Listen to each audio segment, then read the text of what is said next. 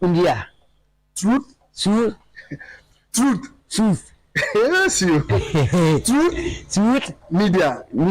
Join Truth Media. Truth Media. Truth Media. So una we dey watch Truth Media. They watch. Una we dey listen to Truth Media. Now listen June. Una listen to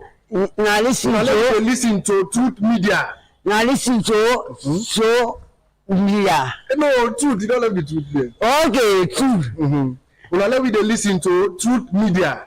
Now listen to media. Truth Media. Media. There is no bad. Now, sir, anybody, Salomon.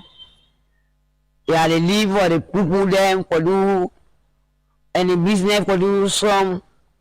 Yeah, they live in the office. They no bad. Any business for do some. And they provide for us for make any students them. Anyway, for make or the confusion or the education, anybody for learner, anybody for prepare, any song if for the anybody.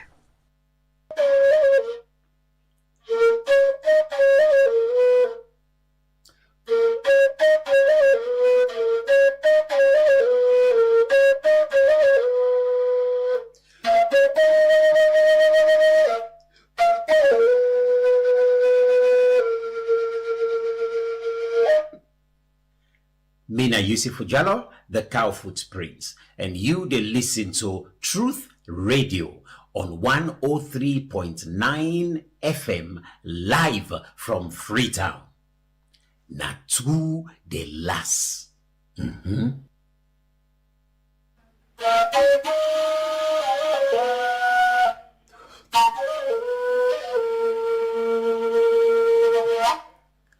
Me, na Yusuf Jallo, the Cowfoot Prince, and you they listen to Truth Radio on 103.9 FM live inside Freetown.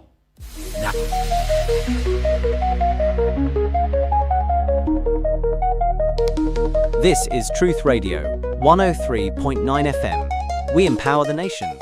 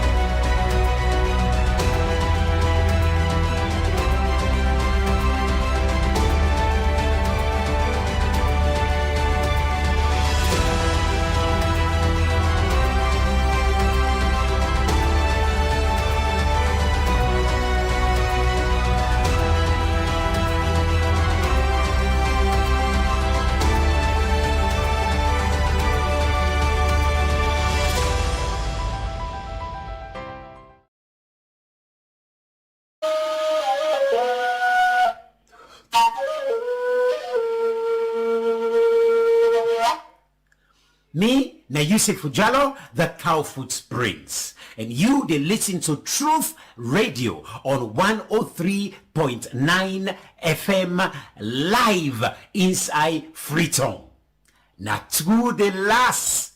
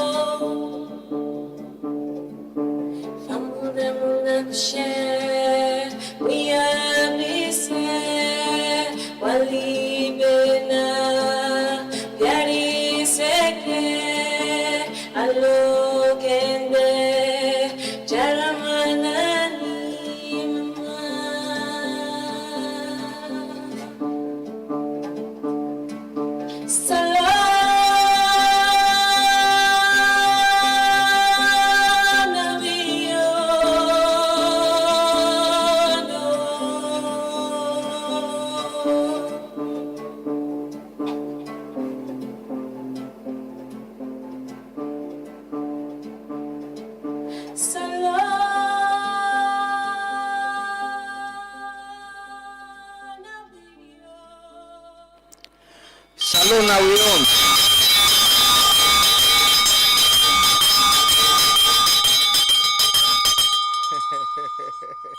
Today we got bell na the devotion. Good morning.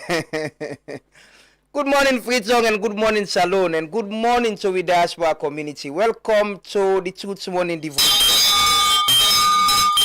You know, the schools are still locked, so we go lend bell now in school. For use at the devotion today. But I saw the welcome una to the Truth Morning Devotion, which we bell. We go for the roll call, we go for call, Uda present, Uda absent, Uda day, Uda no day. I see Albert Lansana very early this morning. It don't start the show with we. We go for do the roll call, the community call with Fambulem na Old School Junction. I see Old School can be very busy in the morning. You know, one of the places Regent, Old School, Regent Junction, Old School, Dong to Winaya, Ilcott Junction can be very busy in the morning. I'm sure not the same. Well, I don't live Lumley. Same for Lumley and Wilberforce, Bottom Mango, Shell, Old Shell New Road, Porty Junction, Brima Lane, you know, Calbatown, Allentown. You know, the side them na the peninsula as well, Mambo, Godrich, Sussex, down to number 2 and Toke as well. All the side and they open. What's allow you know for talk? Yanda and I still don't understand how we not plan Waterloo well, because now the first place we begin expand from Freetown, but Waterloo always flop. Famule na Tumbo Waf. Whoever come for fish, I see Musa Tumbo na Pikin don't join the Leon Star squad. Leon Star they play today, so I then me UAW United Africa Wears with me brother and friend Afiz Mohammed na UK they do proudly represent Sierra Leone, and thanks to the brother for all the support and the good things that they do. You know, for do them here for we at least with some quality, you know, we can go any side. Yeah, it's a fish of United Africa Wears, based at the UK. But I get shop na Godrich Streets, na Central Man, but you don't turn Bridges man as well. But I saw the welcome. Billing, good morning and welcome to the Truth Morning Devotion on FM 103.9. We're on Facebook Live, we're on YouTube page as well. Wherever you listen to, welcome to the show. This is the program where they bring to you hope, issues, and different things that happen across the country. We make an add and light. As much as we people already in a public office accountable, we can also always self-accountable as people. Me na the leader of the devotion, Amadou Lamgana Ba. Good morning. Good morning and welcome. We on school no lock. We on school no lock at all. We still open, but sadly we picking and still there at home. We hopefully get for talk to SLTU for get an update. We see the minister pull a statement yesterday na in Facebook page about how then they resolve the thing today. Get for dinner at the government press conference. But the reality is the kids are still at home. They are at home, unfortunately. Government say they don't pay the subsidies. The teacher then say pass them see the money. The money for sure before they go back.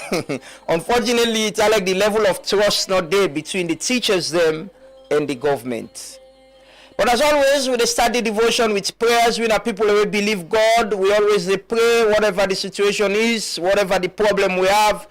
Even if now happiness and goodness we get, we never forget God. So they start the devotion this morning before we can do the roll call, which we Christian and Muslim prayer. Continue to stay with we. This is the Truth Morning Devotion, and me na the principal, headmaster, the leader of the devotion, Amadou Lamgana Ba. Allow me to introduce myself, your boy from Kisi. Yeah. Let's take the prayers. We will come back and continue the show. Continue for watch and continue for listen. Not go no side. Plenty things there for talk about today, especially how we get for shape the power with the power. Assalamu alaikum wa rahmatullahi wa barakatuh. Alhamdulillah, we give Allah subhanahu wa ta'ala all the praises and thanks. So the problem, we give him all the praises because they don't make them easy and possible for we to make we witness this day. So today, and also for me to be part of this program, this beautiful program. My dear listeners, may they talk to now. Your name, my brother Muhammad Mansari, one of the imams of Rabi College Muslim Jama. I'm glad to be part of this program. I'm here to offer a dua. We pray and ask Allah acceptance for we. May Allah continue for guide and direct we leaders in this country for we. We pray and ask Allah make indirect we youth in this country for we. We pray and ask Allah make He accept all the good work that we don't do. We pray and ask Allah make Him forgive and sorry for we mistakes them and for we bad work that we don't do. We pray and ask Allah make Him open for we doors of goodness. And we pray and ask Allah make Him close for we doors of problems, doors of sickness, trouble. That Allah push them far from we. Allahumma inna nas'aluka min al-khayri kulli. عاجله وعاجله ما علمنا منه وما لم نعلم ونعوذ بك من شر كله عاجله وعاجله ما علمنا منه وما لم نعلم اللهم فرج هم المحمومين ونفس كرب المكروبين وقضي دين عن المدينين واشف مرضانا ومرضى المسلمين يا رب العالمين اللهم إنا نسألك هدى وتقى وعفاف وغنى اللهم إنا نسألك هدى وتقى وعفاف وغنى وبالحق محمد صلى الله عليه وسلم وبنور محمد صلى الله عليه وسلم ربنا آتنا في الدنيا حسنة وفي الآخرة حسنة وقنا عذاب النار وقنا عذاب القبور وقنا عذاب فتنة المحيا والممات سبحان ربك رب العزة عما يصفون السلام على المرسلين الحمد لله رب العالمين. We will pray for let God show mercy over the nation, over the country. Let God show Him mercy. Because the Bible makes me to understand it. He said if the people they will humble themselves and repent from their sin, He said I will heal their lands. So we will pray. Papa God in heaven, we commit the nation unto your hands. We pray, oh God, let your mercy prevail. Let your mercy prevail. We call unto you, Jesus. Cleanse the nation. Purify the nation. We pray, oh God, to make you take over this land, the land of Israel. Oh God, show mercy. We pray for your mercy. We cry for your mercy. He said, if the people don't go humble themselves, and I will deliver the land, and I will heal the land. Oh God, we pray. May you cleanse the land. May you deliver this nation. May you show your mercy. May you show your mercy. Father, without your mercy, we have nothing to do. Without the mercy of God, we have nothing to do. Without God, we are nothing. Without God present, we are empty. We never do without God. God, we need you. We need your presence. We need more of you. We need more of you. Father, take over this land. Take over the nation. Take over the land. Bless the land. Show your mercy. Show your mercy, Lord Jesus. Mercy over the youth. Show mercy over the nation. Bless you over and purify me. In the name of Jesus. In the name of Jesus, amen, amen. May Allah answer with duas them and prayers them. Dear Allah, show your mercy on us, on this nation, on we the people them. We brothers and they travel for go Liberia this morning for go support with country and with national team Leon Stars as they play against Ethiopia for qualify to the World Cup. Allah, they pray that you give them traveling mercies as then they on the road with the buses them with the president of the SLFA Babadi Kamara provide. We pray that Leon Stars go get victory. We pray that you go protect and guide the players them, the technical team and everybody where they go for go support Leon Stars and go safely and return at their destinations them safely. Allah, we pray for your intervention at this nation, for your mercy. Give we leaders them, people in public service, the empathy for rule we with Soriat. Let them get Soriat for we the people them. Now you no more go able to do than they for we, and we pray in your name, you know, and now you no more we believe in, now you no more go intervene in making this country a better place. But we only go get a better place if we the people them believe say we for do wetin right. It's not only in public service, but even in you little corner where you dey, you get a responsibility for do wetin right. If you na the imam na the mosque, do wetin right. If you na the pastor na the church, do wetin right. If you na the community head man, left for sell land them, outside problem go happen bambai. Not do that day, not connive with people and for spoil the environment. Not do that day, not right. A sin. A sin. They all answer our prayer them. We have people that we believe so much in God and we they pray. I see somebody named yesterday, Alhaji Joseph Kamara. And I was like, Sierra Leone is a very interesting country, very religious tolerant. You get Alhaji, this person gets, most people would think like Christian name, Joseph Kamara na his surname. He's a Muslim. You know, that's how we are. You get Pastor Barry, Pastor Bar, you know, that's how we are. Very religious, tolerant. That is how we should be with our lives, even in politics, and that's go push this country go before.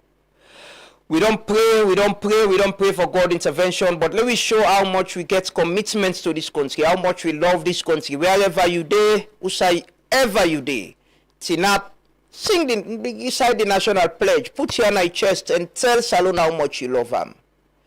That's not the commitment where you give to this nation. So you self like this country. You like them because not so by accident you there. Now yeah, God say you for day. So come you come on. Now yeah, them born you now day. If even a come you come. Now yeah, you don't day. Now yeah, you day. Because man can say we born here, we men here, we die. No to simo. Yesterday we do a report where they show say over 80% of young people they were left Salone. Some people say that number they is small. They say 99% say for left. And it's fun, but it's worrying, you know. It's worrying. When you read the report, these are the youth status reports where the government self do with support from the partners. It's funny, but it's worrying. When you get you know, the bulk of your young population, where for push the country go before, they tell you say no one left, better no there, they go find better other side. And it's even with people close to some of us. Family, friends, where they tell you say, "Brahmi, I know they do. I not go to make nothing. I pass go away." It worry, you know, man. They want left, brah, and they want left. But we get hope. Hope. Now they keep we alive. Now they make with the car in the morning. Let me take the national pledge. We'll come back. We go continue with the program. Continue to watch this is the Toots Morning Devotion. Live from the studios na Ilkot Junction na Freetown. My name na Amadou Lamrana Ba. And this is not Toots Radio 103.9 FM.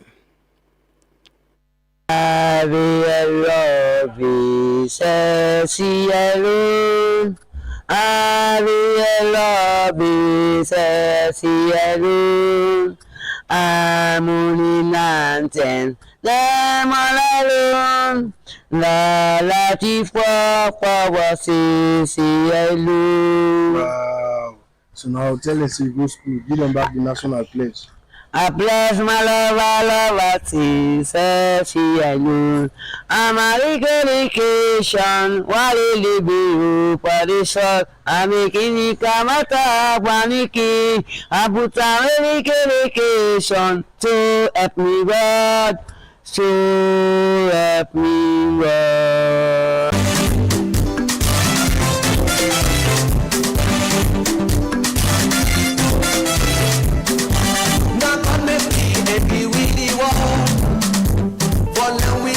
Enjoy we life, let we believe and we worship Him, so that we go live through tomorrow when we die.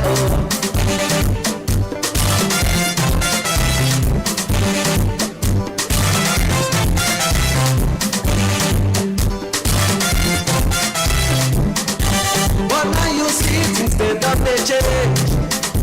Power struggle, no overcome we are. Now let we join us for make better Salone. So let me try. We all don't left now behind. Now we must try for there we go. Salone don't left now behind. Now we must try for there we go. We all don't left now behind. Now we must try for there.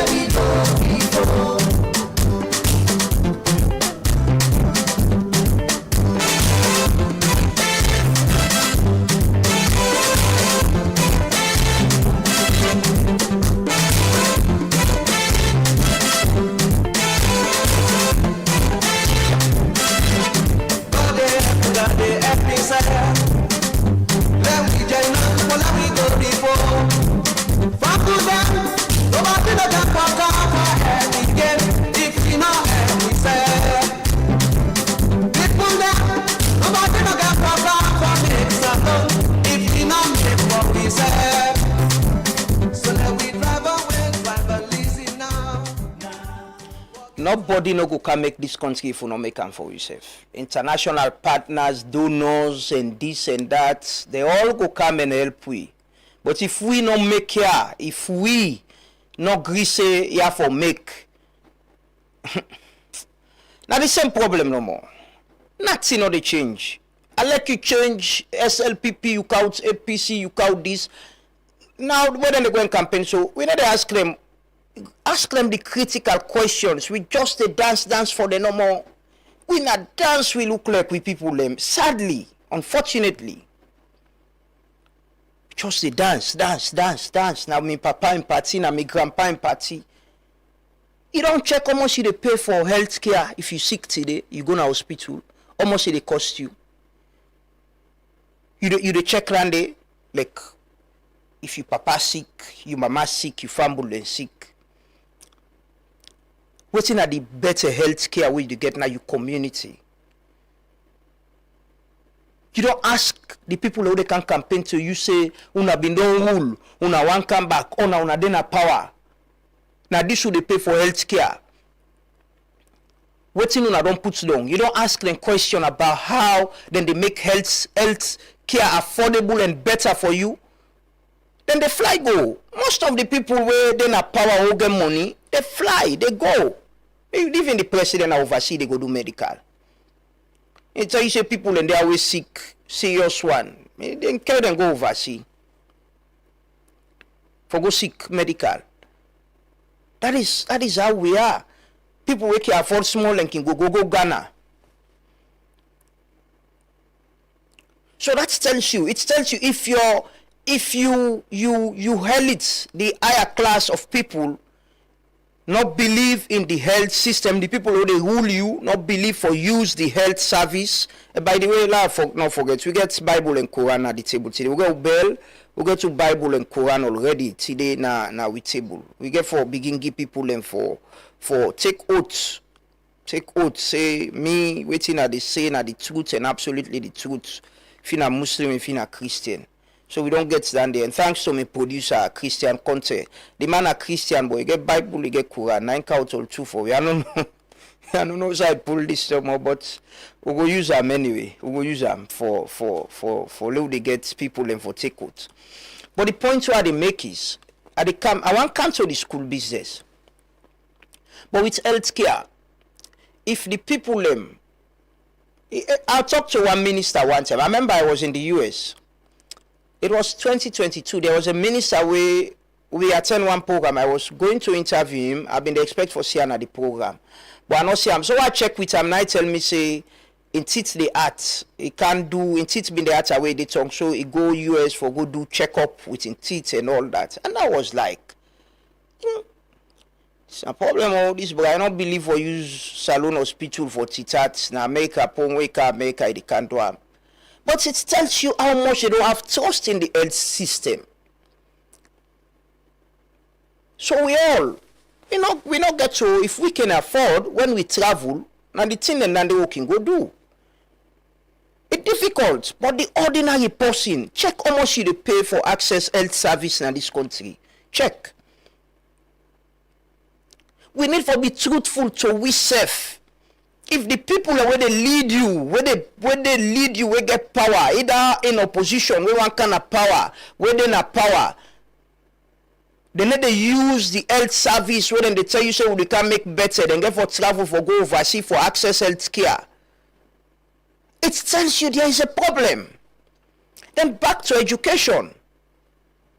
The picking and still in our house. It's 2 days now. The minister was posting on Facebook. Let's see if I can see what's in it been say yesterday. I think I read them briefly somewhere. Let's see if I can pull them up and read them. Conrad Saki, yes, Conrad Saki. Okay, I still did try for look for them anyway. Hopefully I go see them and read what's in it say. But with the blah blah blah blah blah blah, we are doing this, we are doing that. The picking and then I stay so far. For all you know, them people are then picking and they go private schools. They're not in public schools. They're not in public schools. and they go to private schools. There is no problem with that. But again, there is a problem with that. If them picking and they go public schools who are lie, be light, a lie, then they take them serious. They will understand the quality of education where they go on at the public schools then. And most of the people within a government or within our opposition, within a politician, went to public schools. They do. But the kids are not. It's just the reality. The kids are not. It's not because they can only afford private school. It's because they don't believe in the quality in the public schools. That's that simple. That's just the most simple logic. Because they don't believe in the quality in the public schools, they can send their kids there. And if them picking them not there, how they go understand the problem? How will they know? Say the quality poor. If we picking the kind of school now host the assignments within the game, how will they progress and all, you get to know if there is quality. Them picking them they go school right now. I'm talking about the elite class, the political class of this country, in opposition, in power. Them picking them they go school. Who they dance for? They picking them then also. Picking them, our kids are at home. Because the public schools now waiting we can afford, now waiting we able. Until we be truthful to ourselves, when people in here come to we ask them serious questions, it go be the same problem. School subsidy not today no more. It's been for not the same problem no more they get. It's all like when people them way, you know, I can say yesterday I was talking to the Minister of Internal Affairs. They tell me we can the ministry not meet strategic plan. Is coming to that ministry after almost 7 years, in the first 5 years and 2 years into the second term of the president, or 1 year or so, no meet strategic plan. You they ask what the other people have been done they do. What were they doing? What were we paying them for? This is a ministry we don't change people them continuously. What were we paying them for? We sit down no more, we think say now we SLPP come, now we on party then a power, it's okay. APC come, now we on party then a power, it's okay. That feel good factor. You know I attend one event recently, I've been a political event, yes. I've been go see if I can get somebody there from there for interview. You know, the people I saw shouting, the people I saw singing, and some were even begging for handouts are the average people. The elites they all there before and sit down na high table. And then they bend and they dance, sing. Yes, una give the party power, una give the party power. Komodi waka go na house back empty hand. These people you're dancing for, now you they make them, now you they give them power. Now from you then they make money. If then a power 5-10 years they're not able to change your life. Not only then opposition then they change your life. It doesn't make any sense to me. There are basic things you should ask them for, not to hand out. Make healthcare more accessible for we, lay better for we and we picking them. Make education affordable. Pay, invest in them. Like when this government don't announce free quality education, invest in them. Let teacher them not strike low picking and sit on a house for subsidy. No. You don't give 22% to education. You don't allocate budgetary allocation 22% to education. Why not provide the money to the schools? The most basic things in our life, now that we for ask, we leader them for people that we want power, people that we get power. Now don't think that they move with life. If we not get them a problem, we'll stay poor. We'll stay poor. Communities and they will still, I still get what I mean to for go now. I still do. Things I've done from when I was a kid, I still do it. And I know a lot of people the way they do them. Because pipe born watane the Canada. You can forget 5 gallon rubber them. Remember me, we've get plenty. She used to buy a lot of them. We get them big cast them like tuna home. You know, they flop them. That's how our lives are. I'll be 40 next year. All my life, I don't use for bill water, for go get water. Now Bella man and they use Bella. Now my woman can travel, bro. They enjoy the shower. Or go on the outside, you enjoy the shower, wash fresh and enjoy. It's difficult. People that we get tank, where they buy water, they tell you how much they spend weekly or monthly for buy water for carry that they owe them. But these are basic things. This country we get plenty water, so rains and all of this. But when they go build also outside the water catchment areas, and they look Bala na Takugama, they pamphlet with people them. All that man they don't spend all in life trying for preserve the environment, protect the environment. He has to fight with people who want for billows. And these are influential people. It's sad that we picking and sit on our seats 2 days now, and hopefully maybe the teacher then go see the pay today and there will be a solution to this and the kids will go back to school. But it's sad. And like I always say, I'm a big fan of the free quality education. I believe so much in it, and I believe now one of the biggest and most ambitious projects where we don't get in we own lifetime from a president. It's one of the biggest commitments where a president makes. Say me, I go ensure say we make education free for we picking them. You don't get that easily. Education is very expensive everywhere in the world. But if we've committed to this, we should prioritize spending on it. At least provide the subsidy. For me, problem then keep happen, challenges then go there. 1 year, 2 year, 3 year, we can understand.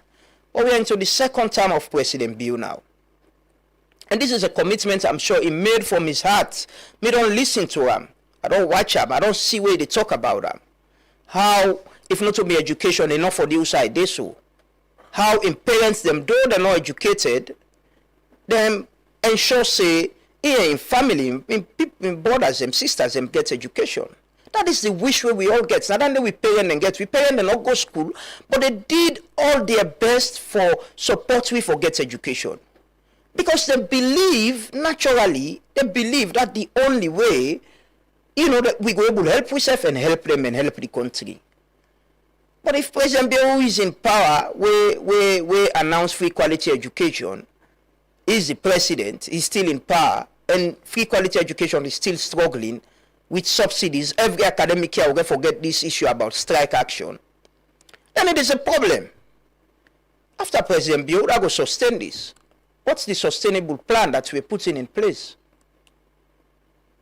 It's sad. It's truly sad. And until we get people already take decision for we at higher level, they feel what you they feel. Begin going now with hospital them, send them picking them, go now with public schools them. Then they go understand some of the things them way we the ordinary people them, una the market man them. Yesterday in our evening program, we talk to parents them. We're so excited. Carry them picking them, go school, don't buy uniforms, books. Teacher they know they. We shouldn't do this to our kids. It's sinful. It's sinful and painful. God they watch we, God they watch we. God they watch we. Anything we they do, we they take oaths and swear. President Bill, they take oaths, say, now in commitment this for can serve this country, then they swear I'm in. And the minister, the way they appoint, instead they administer oaths to them. Not to play business and they for swear and Bible or Quran. I make you get there. Not to play business. Person they joke with God in business. We understand there are challenging times economically, mobilizing funds and then revenue with NRA. But we they say we for prioritize education as a flagship project, just like how we prioritize all that in them. And it's clear, if we get very large government will be constrained with resources. you get too many programs and projects, you'll be constrained. But they are on fendi money. They are on fendi money. Any side. What me party say, low fendi na Facebook, Minx. A very interesting post. He say, who's I can fendi money for lady part travel, they then go fendi money day. As well for pay the subsidy. You know, things are already pack you and once the park get commitment, they do them. I don't know if it's still a vacation or you don't come. But now the problem this is all like you need for cancer. It's all like you need for camp because the man that you left, they're able to solve this problem. And this is your own flagship program, pa. Now for Camero, pa, this is a problem. A problem. Let's find a sustainable solution to them. A sustainable one, not so team where they get every academy. Like me can say, we can ring fence an amount. I understand. I need for check them. I understand there was an act that was passed where certain amounts where would they pay for. I don't know which service. I don't know if it's fuel or licensing. Where for go to the free quality education. I'll check that anyway. I think I am right. An act was passed when at the Education Act where they support the free quality education. Yeah, we can do it. We definitely can do it. Please, let's do it. But we the people and safe, when I watch you, we school and lock so now we picking and they suffer. But now we the dance pass, the one that would enjoy safe. We need to ask them question. Where they cancel you back, dance. No ask them how una ensure say the free quality education be sustainable. Ask them that. How una ensure say we picking and get quality education, the teacher they not strike. How una improve education, how una improve health care. Now your responsibility that day. Now your role you they play. If they come and ask you for votes, ask them what can you do better. So for dance no more, now we on picking, now we on party, now we dance. Continue. Yeah, I'll picking and sit down also. 2 days now. Days they will not recover again. They've lost 2 days in the academic year, the school calendar. Anyway. This is the Truth Morning Devotion. My name is Amadou Lamwana Ba, and we talk about things where they affect we as a people, as a nation. Things that we need for change and ask questions. There is nothing wrong about that. The work where they are plenty, the problem them plenty.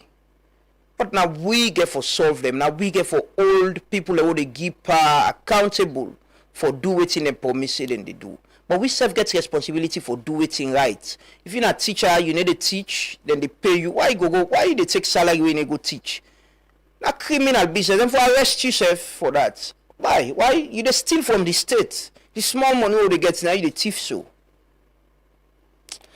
We'll come back. We'll take a music break. Foreigners have get seen past me. We go left like country man is useless. For supported food now other man it's a police men game do so now. Now make we put the country interest. Why we not let we set food? We don't know. Why we too late we set food? We don't know. How we go develop ya? Why we know they think salon? We don't know. Make me bring big box salon. So we go fix this small country. I see what they are. What they are, I see ya. What they are, yeah.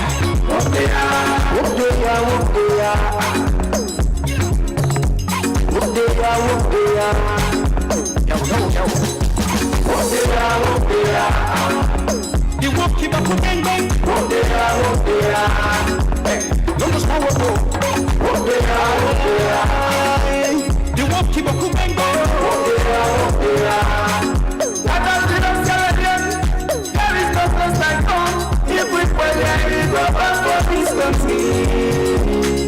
Now we follow one another.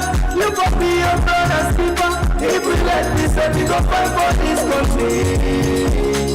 Brothers, sisters, I don't know how we get, but we all are fine. So take the shovel, take the book and take the problem, take the culture, one of those them. Not for them, I think forget them. I tell you never say what they are. they are. I see what they are. What they are. I see what they are. What they are. What they are. What they are. What they are. Yo. What they are. What they are. The work keep up bang bang. What they are. What they are. Hey, not a small work go. What they are. What they are. The work keep up bang bang. What they are. Walk there indeed. Not forget to me bell there. The bell there. At 10 after 7 right now. I can do some quick roll call of the people that were there online with me this morning. They will go to the regions then. But welcome to the devotion. And we on school no lock. The picking and dinner home. But welcome to the show. This is the Truth Morning Devotion. Who say we dey tell ourselves to? We dey build a movement. What we are building here is a movement actually. This is not just a radio program or online program.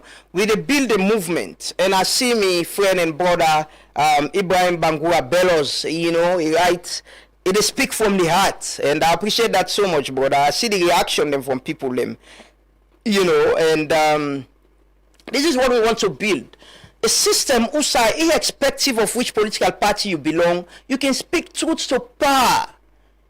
That now your responsibility. If I able talk, if I able look you brother in face and tell and say, brother, this way they do it all right, we for change here. Because now you know what we do. Now don't they now 40 with the 40 so. And now therefore continue for day. And if you are not changed, it's us. Now we the affect. So we're building a movement, a citizens movement. APC, SLPP, REFP, NDA, irrespective of which political party you belong, or you na AGIP, all governments in power, or you not belong any side. Movements of truth tellers, people and we go speak truth to power and all people them accountable, but always self-accountable as people. It's not just people in power, politics or politicians. We can forget at times. It's us. Now we the votes, now we the give them power. And some of them people are now with friends, now with families. And we self now we little corner them, that eduman na regents, na in the sell land. The community, we the community people and the chairman of the mosque, we then get money for do how they call a converter. All land in a problem. Now sin, they go hell. If somebody for they will get mind for tell you true. For tell you true. Anyway, let's do a quick roll call. We get Albert Lansana there with me, my brother Abdulaziz, my Jaja Fatimata Jallo, and Grace there with me this morning. Eddie Grant, we get Malik Dabo, Mohamed Prezo Sise, Ibrahim Jallo, Davido Almanzo Kamara, Abdurrahman, and we get Frederica Crispina Johnson, we get Briwa Alfred and Ibrahim Jallo. And we got a lot of people, everybody there with me this morning. People are really present at the devotion this morning. You know, they're not late, they come very early. And my sister, Chef Nima Di Grazia with the US, my sister from Kisi, you know, she's doing a lot of work out there. And my brother from down under, from Australia. I don't know which time right now in Australia, but yeah, the Australian people, I have very good friends there. But now welcome and morning. It's good. You following time. We in school not lock. Unfortunately, our kids are at home, but we in school open. And we continue with the devotion. And we can go to the regions now and talk to our colleagues them for look at whether some areas school and open the teachers and don't return and don't receive the money, and whether it's the same old same. We go Kenema now, who shall get with colleague Cleverson. Good morning, Cleverson, and welcome to the show. How is Kenema? The picking and don't return at school?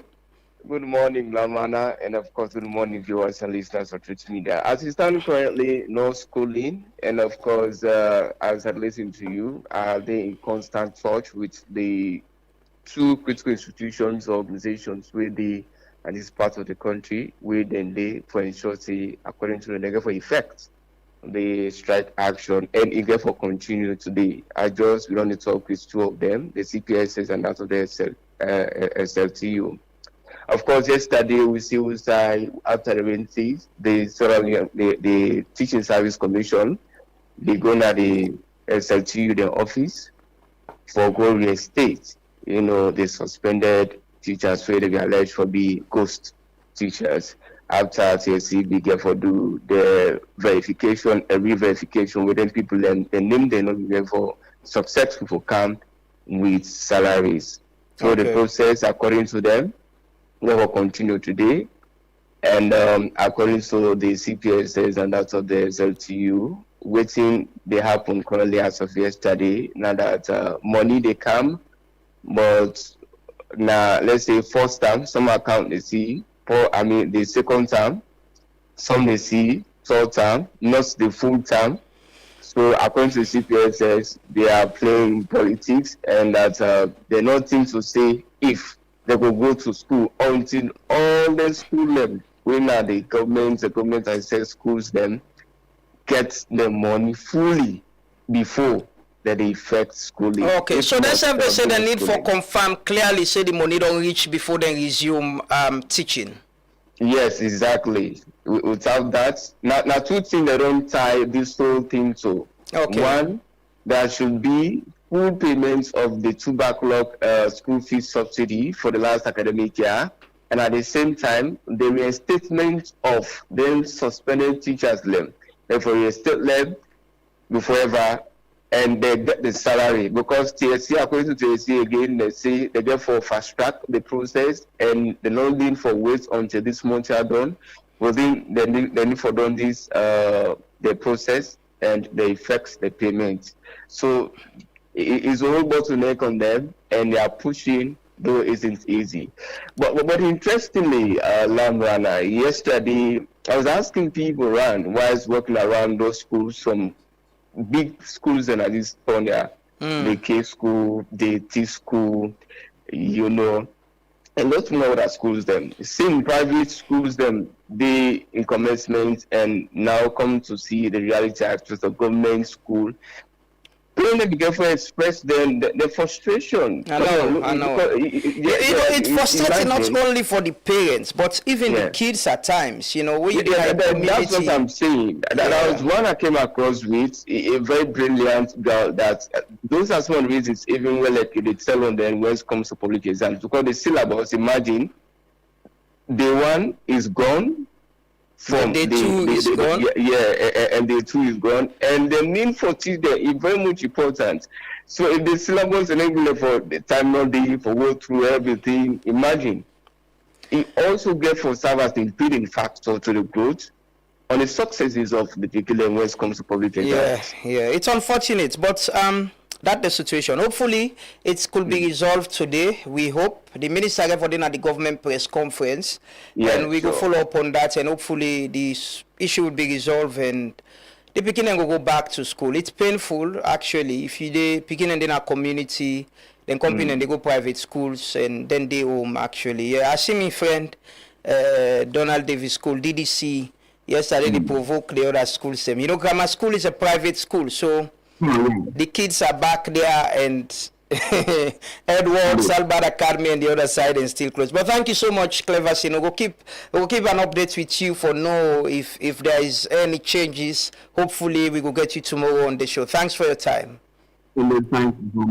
Yes, that's my colleague Cleverson Kara from Kenema, and we get updates. It's the same situation, you know. The teacher then say they need for CD money na and back na go.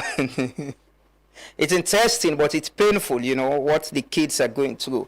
By the way, before I continue, let me make some coffee. I get a gift from Coffee Couriers. They give me coffee yesterday. They send these capsules for me, 15 capsules. It's coffee, you know. You in a coffee person, coffee lover. This is produced locally in Sierra Leone by a lady, you know, now one of the Mandela Washington Fellows, the Major Return, I understand. And you can get them around at the supermarket, them.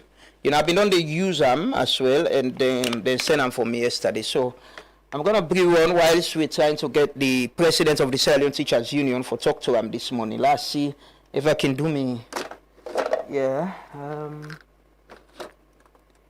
Okay. Okay, if you can't you drinking coffee, I will serve you some some local coffee. This is local coffee, by the way. It's good to support local content and promote entrepreneurs with people, especially our ladies, where they into business. Then we go on the phone now. We get the president of the Sierra Leone Teachers Union, Banka Puma. Good morning, sir, and welcome to the Truth Morning Devotion. Good morning, brother, and thank you for inviting me to your program. You're very much welcome. Are you in school this morning? You didn't have school, you don't go teach? It's fine, brother. Hey, why? Why? The government said they don't send the money, they don't show you receipts as well. Yes, but we want for it, let we make sure say every school better. Before. Yeah, and secondly, the teachers already been pulled from the payroll. Let them pay them first. Yeah, but the government, the Teaching Service Commission don't pull a statement and say they're instating about 1,000, some hundred, and also the process of verification still they continue. Why una no go appreciate them commitments and they, even with the payment of the subsidies? Why una no go appreciate them commitment and they and continue? Is there some lack of trust between una and the government? Well, you know, this is something will be on the battle for quite some time. And we look and say, if we not put our foot down now, it will continue. So now that's not the reason. And there are 1,802 teachers where they say for state in August and pay them backlog for July. Then pay some, then left some. We don't even know how many them pay and how many left. So now then they will say first let them pay. Because then we don't give the assurance say then they pay them. And the list we don't come out. So we them pay salaries, but who not get when can we offices all around the country, they can cry to it. So we get about 9 issues we table to government. So for now we say let them just handle them 2 years. Then after that we go sit down, we talk about the rest. So I believe say we don't be reasonable with government. Even with the payment of fee subsidies, that 3 times them for pay now. But we say let them just pay the second and third term of last year. We then done, then we will sit down and talk about this first term where school don't open so. Mr. Banka Puma, una meet with the Vice President and the Minister of Basic Education now somebody we not work with for some time. He was the head of the Teaching Service Commission. Who side this problem there about this payment of subsidies? You know, it look like na recurring issue. It come up every other time, every other start of an academic year. Una get for come again and you know say we go hold on with service if these are not paid. Who side the problem there?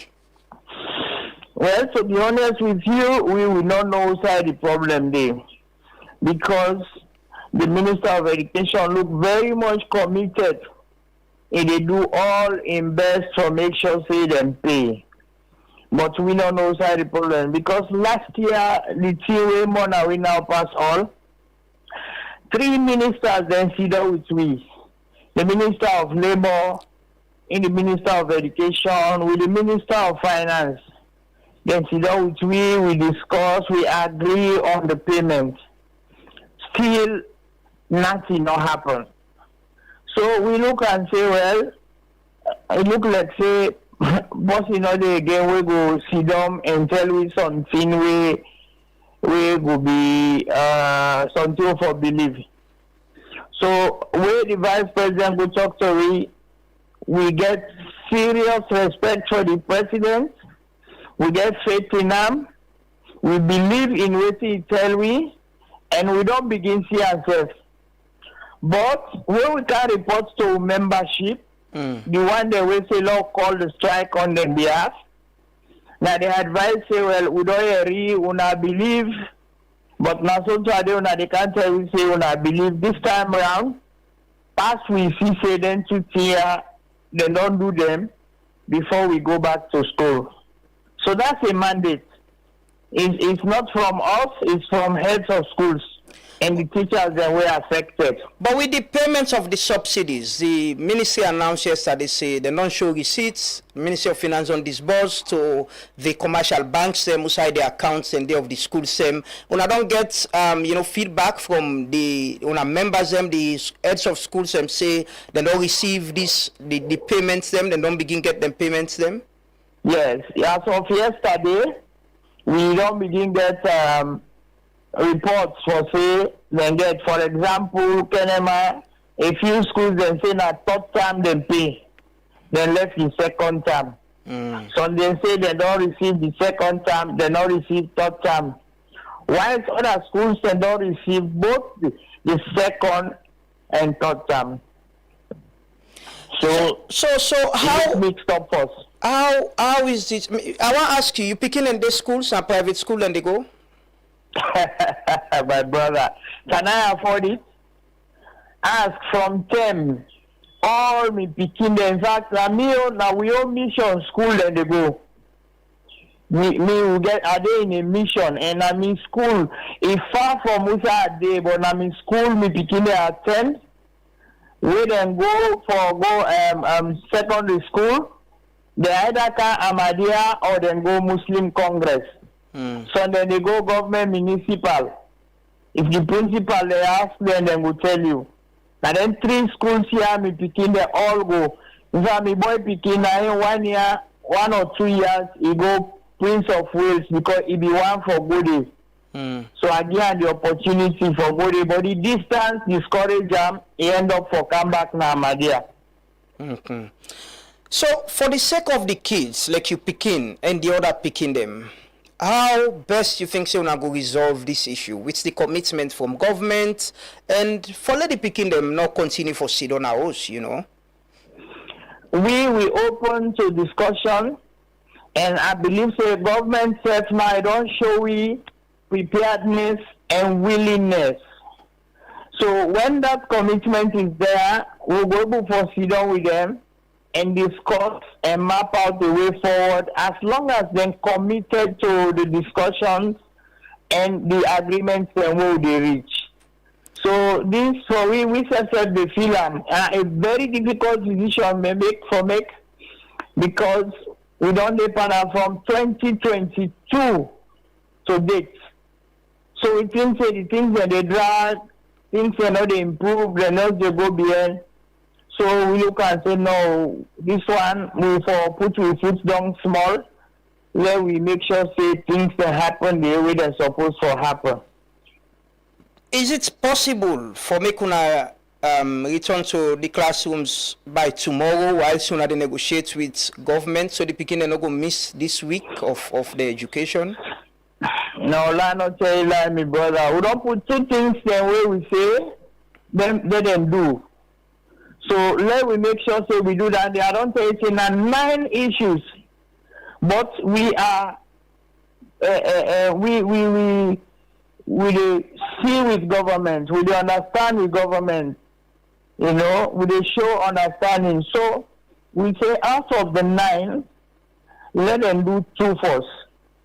Then the balance will go sit down and talk butter. Imagine if we be unreasonable. We for insist say the first time back let them pay. But no, we say let them clear the backlog first because we don't say the money boku. But the teachers them back when them pull from the payroll, then the parents, the money small, if they can't hold them back for 2 months, going to 3 months, how they will live? And the school system, if they don't get that money, how they will run the school system? Because last year they don't go into debt. Then get auxiliary staff where they not owe for like 7-8 months. They say that people that they get for live with their lives. You imagine that kind of situation there. So what can the school then go do if they not get money for run the school? So now make we say let's wait first when they receive the money and then parent teachers there when they pull from the payroll, then we will come back and talk. finally, I want to ask, how una self they all accountable? Then teachers them where they connive with other teachers them when they teach where the names in at the payroll and they receive salary where the teaching service commission be able to find out how una they hold them accountable. How una they ensure say they not cheat the system. You know, government is struggle for get resources. But if you get people them where they teach and they receive salary, you know that's corruption, and una self gets responsibility. First of all, they say they connive. It's my way and say they connive. That means you they support policy you do time for do bad. We know they connive with anybody, right? Now we and Teaching Service Commission BC don't say yes. We agree for say in the payroll, the most great teachers that we don't retire with their name still in at the payroll. The most great teachers that we don't die. We didn't have the payroll. The most great teachers that we don't retire, we don't resign. Then the most great teachers that we don't abandon their job. 4 reasons why teachers can left the teaching profession. So we say yes, we have need for clean the payroll. Now all sit down, we agree, we plan, and then go ahead for do the registration and verification. But to say the small problem can they? When they don't do the verification, they not share the list with we quick. They only share them after when they don't send the authorization for let them suspend the salaries. So when they suspend the salaries, now then give you the list. We can look and say, me self when they talk to you now, me name they by the list. Then suspend. So you say they suspend your salary. Yes. I also watch inside we mission inside the school first Saturday, we get something like 7 teachers where they suspend their salaries. So now say no, this list here, if me MEO school they don't suspend we 8. What thing will happen to the other schools? I check like Hello Muslim Congress, people that were Sabi, I see their name. I go Albert Academy, I see people that were Sabi. I go St. Edwards, I see teachers that were I say no, this list get problem. So we write to them say, let them come back and do re-verification because we believe say teachers then they under when are living teachers where their name they don't suspend them from the payroll. So indeed the Teaching Service Commission go ahead, then do a re-verification. Now them end up forget that 1,802 teachers. Okay. Then write to the Ministry of Finance. Ministry of Finance responds say yes. Then go reinstate and pay the backlog. Okay. All right. So then they all a very good move. And we also agree with them say for 3 months the other teachers they will left because some don't know say they don't pull the name from the voucher. So the 3 months, that is August, September, and October. Any other teacher will left, he get time for come back now, re-register, then go reinstate and pay them. But when they want they don't take salary, where they know they teach, how would they just say they pay back the money? Not a real issue that they. Yeah, but the connivance what they talk about was not SLTU. I was talking about heads of schools. We go no say this teacher no they teach, but in them then a payroll and no say they receive salary and no raise this alarm for let them stop them. The interesting thing we are for let know that teachers they not get control of heads of schools, they not get control of teacher salary now. Because then they pay the teacher direct na bank. He can't work, he don't can work. When months done, he they go na bank, he go receiving salary. So the banking system na been fine system, but people then they. No, Mr. Bankandoma, I want disagree with you that you want to absolve the heads of schools. I'm saying, in an instance where a teacher don't leave, even if you don't get control, you can raise an alarm, say this teacher don't leave, and follow the procedure and write and inform the authorities that this teacher not the teach again. Una stop for pay them. I want to say the heads of schools and they do them. Then they write. They not the only write for inform. then they write for tell the Teaching Service Commission and the Ministry of Education, say this person don't left, una replace them because they need teachers at the schools. So then they do that day, but the replacements don't become another problem. So now most times now people they look and say, "Bo, me teacher they come on in school, if they go at the right for let them replace her, when they replace her on the other side and they send her." So that makes them just the letter. You know, it's very disheartening. But you know, every situation they bring their own challenges. Yeah, that's just that me and they encourage heads of schools for say they replace the teacher in school, they not replace her in school. When teacher left, make the report. Exactly. In writing, that's you get your your responsibility. Record. Yes, you get your record. It in your office. So anytime they come, hey, this teacher don't lecture, I don't write, I don't inform the authorities, they don't take necessary action. Yeah. And Boku they do they get the evidence from this. Okay. Finally, Banka Puma, we expect to have a return to the classrooms this week, at least this week, so the kids can start their schooling. It is dependent on them two issues we are talking about, my brother. Una no dey compromise small self say okay we don't see commitment, the VP don't involve, let we go back while should they address the issue. Let me tell you what thing that happened in the past. Where something that can happen, where we send a letter say, hey, if we not do this with a strike, then they begin to. As soon as we lift the strike, then stop. It don't happen one day, it don't happen two days. So this one now, let them do, then 3 or 4. I don't tell you, say, 9 issues. Now 9. So if we show understanding with government, let them show understanding with we, for say, now this the teacher then say, it is not about me. Now the one the way they feel them. Imagine you say they suspend your salary. School OP, you say get picking there. You get for prepare for them. You get for they go school. Who say they pull transport? Who say they pull chop money for them 2-3 months here? I mean, not be fair to myself, my brother. The money they for is small. Then you go all and back for 2-3 months. Is that fair? We feel on a pain. So yeah, let them do that day first.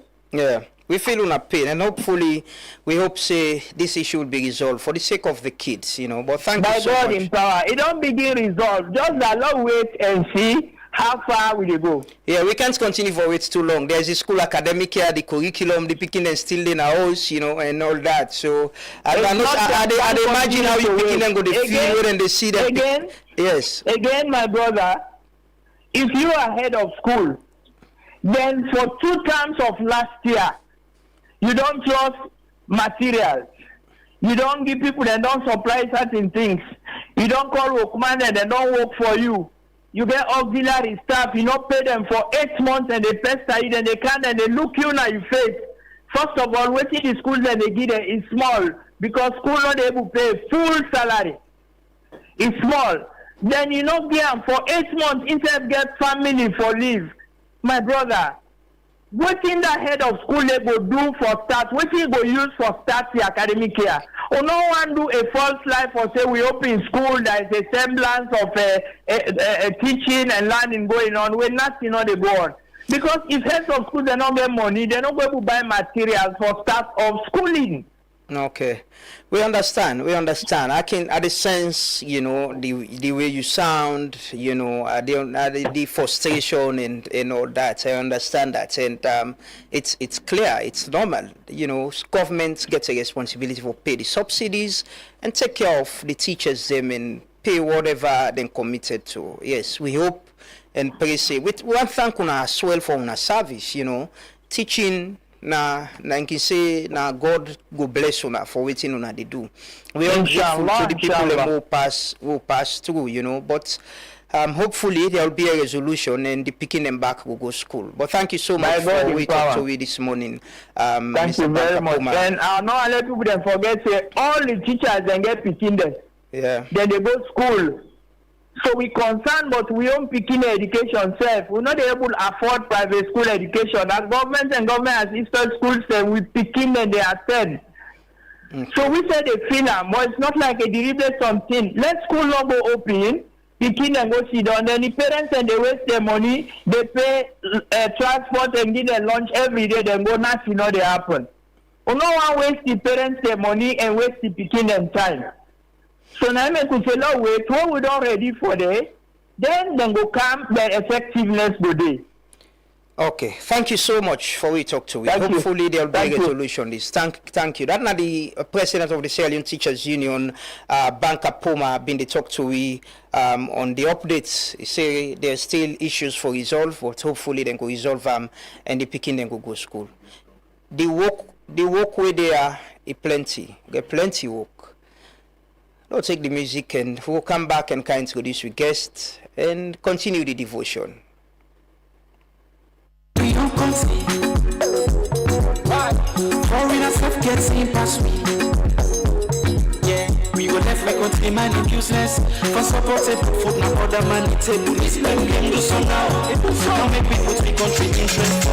Why we not let me step? We don't know. Why we too late to step? We don't know. How we go develop ya?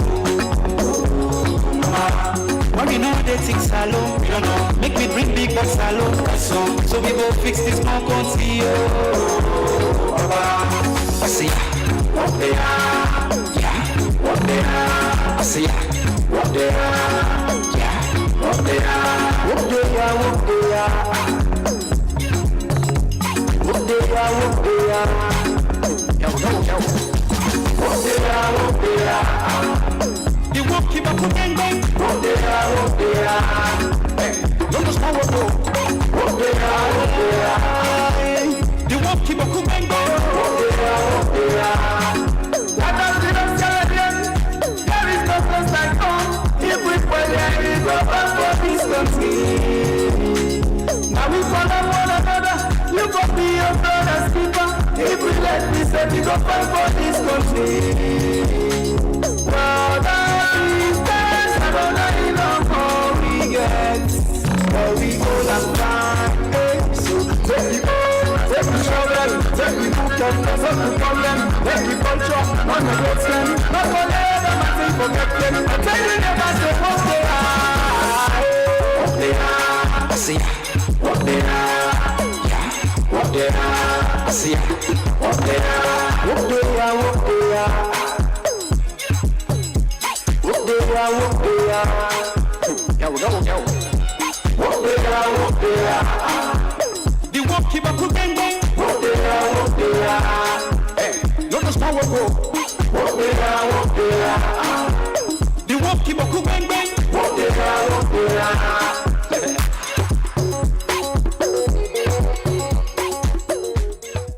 Walk there, the walkie boku, plenty of sometimes they don't know how to start safe. You know, sometimes I can tell me party the way they in a public service, say, brother, at now, you know, sometimes they give us sit down think. I imagine it's in the Minister of Education, they go through it in the Minister of Finance, you know, it's difficult, it's tough, but that's the choice we make for serve the people. It's a choice.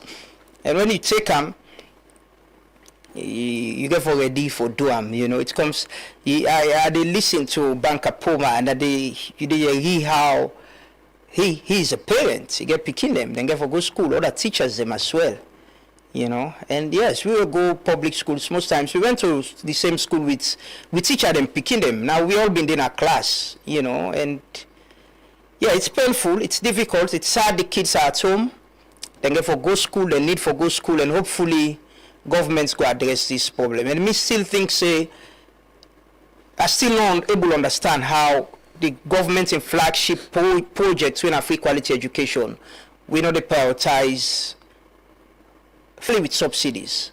I know there are a lot of challenges with the resources, but we begin in future, we shouldn't joke with it. We shouldn't. And I'm a big fan of the free quality education. I believe in it so much that I pray succeed. I pray say after President Bill ever come, go continue with him. Because now a bold commitment for the president say we will put 22% of we money na corner for fund education. Bold commitment, but the implementation and making it work is important. You know, they not in a paper no more. They are on offending money. The teacher then say they want more money and let the commitment translate into the resources. Let's solve this for the sake of the picking them. But welcome back to the morning devotion. Oh, they go to the second segment. I think I need to ring my bell again. We don't get three guests at the show. We don't get three guests at the show. And for over 30 years now, after the war, Salon still the plan for review the country in 1991 constitution from the late former President Kaba and the Peter Tucker report to former President Koma and the late Dr. Kawan. We don't get a lot of committees. I remember when they go U building, you know, they go sit on the committee where then they meet the different committee. They met my former colleague Faye Kagbo. Faye been in the 98s. He did US now. He was communication person, but Yana have been a source for information. You know, where you go the different I remember me Rastaman Paddy, Theophilus Benda. He wouldn't go present them on the Rasta and then say for dinner law say them for legalize marijuana. You know, everybody, it was so inclusive that John Benjamin was representing the SLPP then, you know, and you've been to see some semblance of nationalism, you know, and the chairman self was very, very, you know, strong, independent, and been to lead that process with admiration. But this morning, the man where they lead the process now with President Biowe, don't develop a white paper and commitment for reviewing constitution. We get a young man, I could say, with the lead that process now. I can be correct, and perhaps the youngest AGO don't get ever in the history of this country. Alpha Sise, you know, they have what Sinalo. But welcome, Mr. Minister. It is a pleasure having you. Thank you so much, Lama. Yeah. First, I want to say congratulations to you and your team. Thank you. For putting together this amazing work. Very impressed. Just the brief look, I don't take a look at the space. And I'm really just waiting at the scene. But also, for the past few days, we myself don't follow the conversation. I want to say I am very, very impressed. But I know want to emphasize so much on how impressed I am because this from you is not unexpected. Yeah. You know, and I'm glad you. For not the way you name this, you understand, Truth Media, you know, like you say, not true, 90 last, you know, I think, say, we all within at this space here, so we want to serve, we want to the God we will serve, and we want to the people and we will serve. We get Bible and Quran, by the way. Good, you know, for say the truth. Yes. You know, and now that's, you know, we they represent government, we they represent the people. Now that we go do, now this medium, now that we go do when we engage with people in the country, now that we go do when we do the work. Exactly. People and put we in this position here so for do. So really congratulations. Thank you so much. And I want to say, I can tell people, I get plenty party in our government. People don't understand. I have people who've supported me when I started. People who have been the go-to for reference and things that they do, or guide me on things that they do. And the Attorney General are one person. I shouldn't say this in public, but I remember he gave me a contract. He gave me a contract to give me small money. It was with Osiwa then, you know, we did do something around Ebola and the survivors. You know, so I get plenty party in our government. Some na me contemporary, some na me big brother them, na people them I can go to for support, and they've supported me. So sometimes they hold accountable. Now it's them now we party them, but we get responsibility for all them accountable because that's the only way we guide them. They self all do accountable. Then can reach out to me and say, no, this is not right. We get you know, forums say, oh, then go make a point. We self go agree and accept, but that's the only way this country go progress.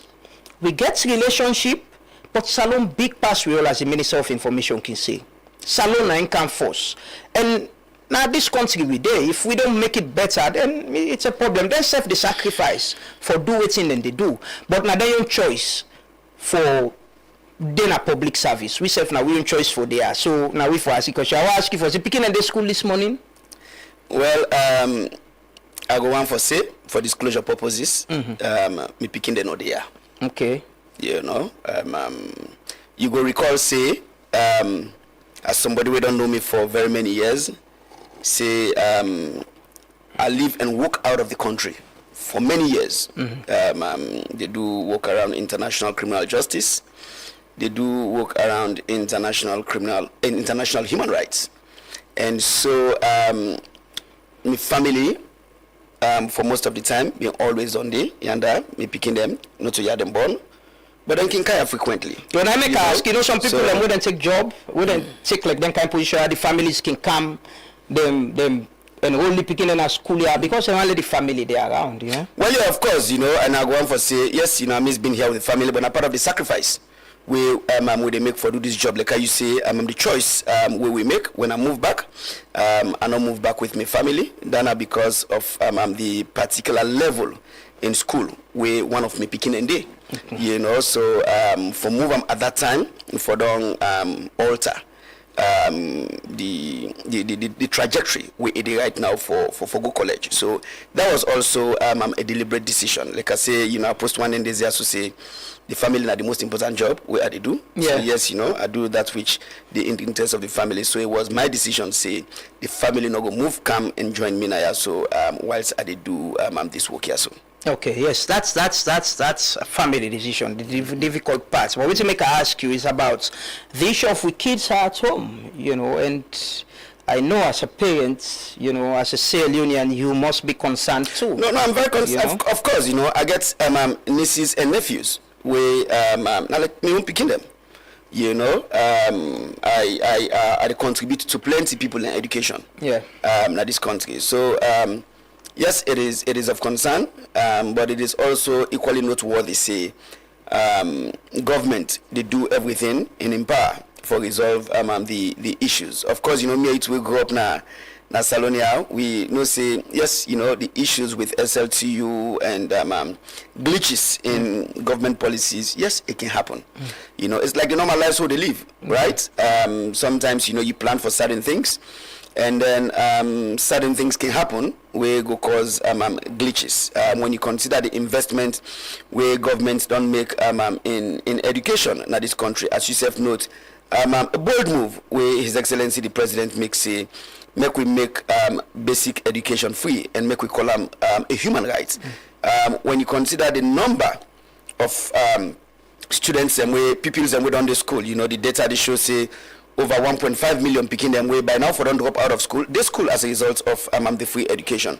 When you consider the recruitment where governments don't make over the years for teachers, it's a significant number. And so sometimes in those situations, things not can be smooth. But I think what's important now when then challenges here so happen where all parties they get together for resolve the issue. And I know say this is something very close to President Bio heart. In passion for education, it's out there for everyone to see. And that is why the president don't say the investment where we don't make in education in this country as well. Nothing say however much you invest in development in this country, you're not going to sustain that development day if you not invest in education. Yeah. And so that is why the president also very keen. See, when we take the constitutional review process to completion, the right to education. Now, one of the things we for the inside this new constitution, so we would try for complete. Yeah, yes, they come in, and of course, say chapter 3 now with constitution, we engage for do with fundamental human rights, and entrenched provision. Yeah. Inside we national constitution. Entrenched provision that means say if you touch anything there. You have to take them to a referendum. The people for decide. The people for decide. And so it is President Bio's position that the right to education, as much as we get them inside chapter 2 of the constitution, but then chapter 2, if you look at chapter 2, subsection 14, see the rights where they inside chapter 2, which are called fundamental principles of state policy, not going to be justiciable. That means you're not going to take legal action for them. But then it is the president's view. See, education is so important that we not for left them to discretion. See, one government come, it take them, another government come, it left them, and so it is the president's view. See, when we complete this constitutional review process, the right to education, now one of those things will for be listed in the constitution, and yes, as an entrenched provision, so every person will be guaranteed the right you for be educated. So the free quality education, to some extent, they become a law now. Say it's a right. It's a justiciable right. It is a right. It is a right. That is what it will become. And that's something we're supposed to outlive the president. We're supposed to outlive government. So one person will just come and change them. And Lama, the point is, for those of us we grew up during the war, me and you two know a lot of people we rebel attack the tongue with them in there. Them parents and lose jobs, they became internally displaced persons, then drop out of school. Yeah, sure. Plenty people. Yeah, plenty. Me and my siblings, we almost drop out of school. But for we parents we push, still remember me mama gonna market and go sell stuff them just for make we able for go school the day we schools open across the country. So then not to be even an issue of disagreement between government and teachers. It was actually about the challenges where parents face for raise money for keep them picking up to school. And so we been there for go. But when we go to school, it was very, very challenging. Because can you imagine, say, as a teenager, you go school, you don't get 1 cent for lunch. That not been the story of a lot of people through the war years. Now, if not been that sending, President Bill been there encourage the free quality education, me and my siblings and several other people have been getting challenges. Not for don't deal with that. That for don't be one less worry. Of course, there will have been other challenges we could deal, but that for don't be one less worry for you. So when the president talks about free quality education, I'm not saying this not to me saying, I make this point because this is a lived experience. This is not about politics. This is about human lives. This is people-centered approach to development. There needs to be. I'm very happy to hear that it can become a law. Me now one person we don't say we for how do I call it? We for take the free quality education and make a law. Say would I ever come like you say it will live beyond a president like President Bill. We boldly say so because anybody who can carry their own priority. And can focus on waiting that they want focus on. And me I strongly believe free quality education for make a law and if it be a right like you they say so. And we for allocate a fund to them. Say like how they pay for fuel for with roads. We for say this money will they pay for this service for go to education of we picking them. And I'm very happy that it's part of the constitutional review process and it will become a law. Yes. So on that note, we go into the constitutional review process as well. Whose side we they presently? Like I say, this is conversation we've been having from where they come up and up to this point, and you don't get a responsibility now for lead this process to a point where a lot of Sierra Leoneans they believe it's a point where we will get a reviewed 1991 constitution. So how would they presently? Well, I will say in clear terms, we're then at the drafting stage at this point. The drafting stage because like yourself note. A lot of consultations don't take place over the years. This is not a process where don't go over 20 years. I can look for state the timeline each time I get the opportunity for talk about the constitutional review process. So people know say not a President Bill no more you grab and say make we change the 1991 constitution. President Bill in commitment that let us take this process to completion. We get other things that recently you see how they celebrate the enactment of the Criminal Procedure Act. The review of the act started in 2005. And then President Bill came and say, no, this is unacceptable. We have to take this to completion. It's completed. It come to effect on the 16th of September. We go alter the way we deliver justice now we court them and for the people in this country. But then to the constitutional review process. When we signed the Lome Peace Agreement in 1999, inside the Lome Peace Agreement, we put a clause say we will review the 1991 Constitution. Because we realize say the 1991 Constitution as framed and as been there, is not sufficient for prevent the challenges will lead to the war in this country. And then, that was a commitment. The Lome Peace Agreement was enacted as an act of parliament. So it's law. So it's a commitment where we don't make by law. Say we for do. And then, you remember say we've been got the Truth and Reconciliation Commission. The TRC also recommends say we for undertake consultations and get a constitution, review the 1991 constitution, get a constitution where we go reflect the views and aspirations of the people of this country for a democratic society willing to economic development. And then that might be the recommendation. Of course, as you note, the late President Kaba of blessed memory, we set up the Peter Tucker Constitutional Review Committee. We do in work and then submit a report to former President Nkrumah in 2007. But former President Nkrumah been say, all right, let's open this process up a little bit more. And soon as former President Nkrumah been set up the 80-member committee, where we call the Justice Edmond Kawan Committee, we just note, how inclusive it been there. And I want to go through some of the data. Okay. For we people. The data shows say the Kawan Constitutional Review Committee ensures that the process be so inclusive and participatory, done in the national interest.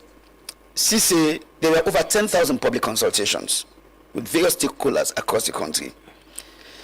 There were over 133 stakeholder engagements with women, with youth, with political parties, with paramount chiefs, with local councillors, civil society, media, and lawyers. In total, 198 MDAs, commissions, religious groups, relevant institutions consulted. 80 expert engagements on the constitution, on key constitutional issues.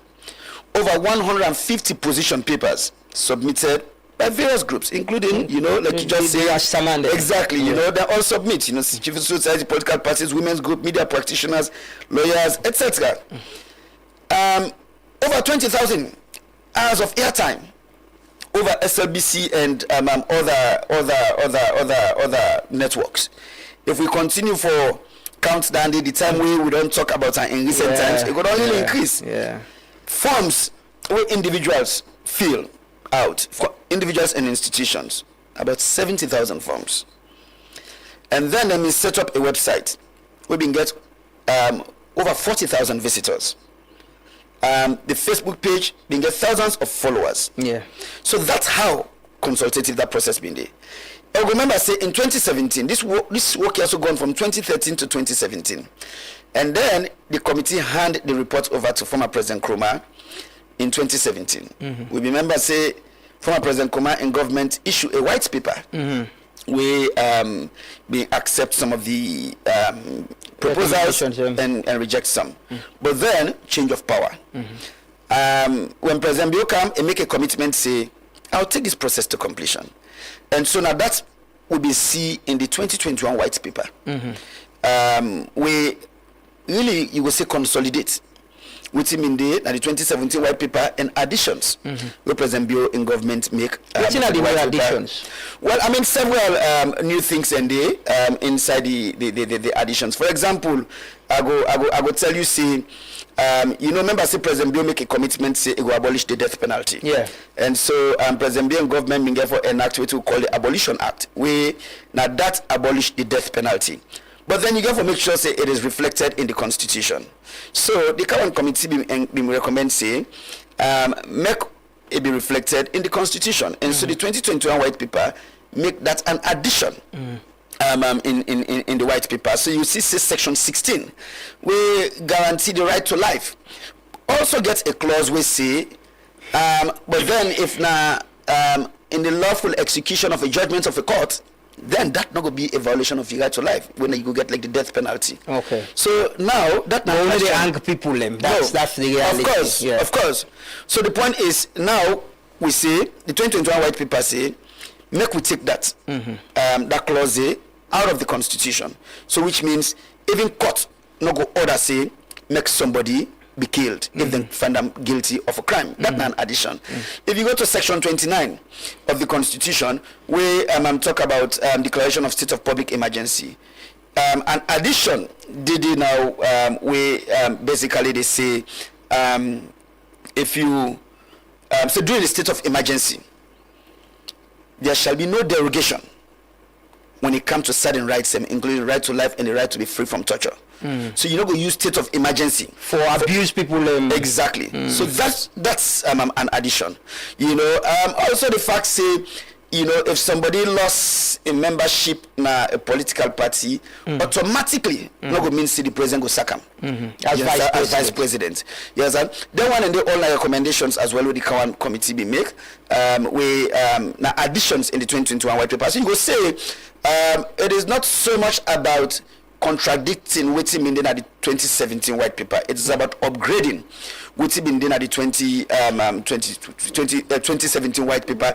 So we go make them better and ensure say a new constitution really reflect the views and aspirations of the people of this country. One of the most contentious issues, you know, where we can discuss and we can come up now, the supreme executive power, supreme executive authority. Yeah. You know, this discussion about, you talk about sacking the vice president, the power of the presidency. Most times people can say, president gets too much power, you know, supreme executive authority. This new constitution, they reduce the powers of the presidency to any extent? Is there any recommendation? No, but of course, you know, the whole point is that, you know, these are some of the things when you sit down with President Bio and discuss 20 years so, how much it can make emphasis about power being in the hands of the people, right? And also how much it can make emphasis on certainty in the law. We go take away discretionary power. I'll give an example. If you check the 1991 Constitution now, as much as we say the president is served a 5-year term, right? Really, when it comes to setting dates for the conduct of elections, now the president then they set the date. That now within the Constitution. The 1991 Constitution. The one with the review. The one with the review, the 1991 Constitution, we can clearly say, when that term reach, of course not within the 5-year term, when that term they reach, right, the president will consult with ECSL and then it will set a date for the conduct of elections. So you see, say, plenty of election the Kenya, we can begin asking, oh, when president they set the date, when president they set the date, then are too much powers will put in the hands of the president. You understand? But now, with the proposal, we will come to the new constitution, a very clear say, we will get a fixed date. We will then at the constitution for the conduct of elections. So that Sunday, not there at the discretion of the president anymore. We know say when we set this date, it then at the constitution, whether we say now the first Saturday of this month, the second Saturday of this month, the last Saturday of this month, it is sacrosanct. Not to one person in discretion. So how about the swearing in of the president and the transition process? Is there anything where we bring into the new constitution, say, this is a process, we're not gonna rush every other time. You know, immediately after the election, we see swearing in and transition process can somehow, you know, can be difficult, or some people will begin saying they go after. Do we have, you know, recommendations on how we can do that in the constitution? That not to be one of the recommendations on swearing in. Waiting the Kawan committee do now for make a recommendation on inauguration. Okay. Inauguration is different from swearing in. But I think say waiting with the try for do make we also note say this constitutional review process also come with the try for conclude at a time with the tripartite recommendations they feed into this. And I think say the safeguards we don't be provided for now for make sure say we get timelines within which petitions for be filed and petitions for be heard, and the court make a determination of then issues then one and they and the safeguards them. But I'm not going to tell you say inside the Kawan Constitutional Review Committee report there's a recommendation as to when swearing in for take place. There's a recommendation as to when inauguration for take place. Is this anything the president is thinking about, like a transition process? We like what we get dates for saying at this time we get election. At this time we will get you know, inauguration.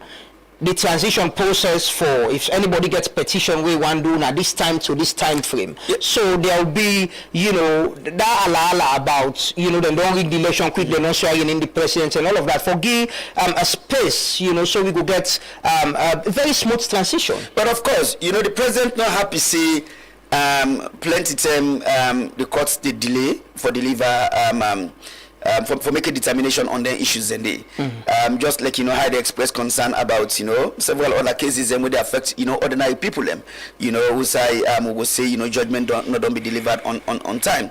That is the same concern we share on elections. Happy say sometimes when election petitions on they will not really make a determination on the merits. You understand?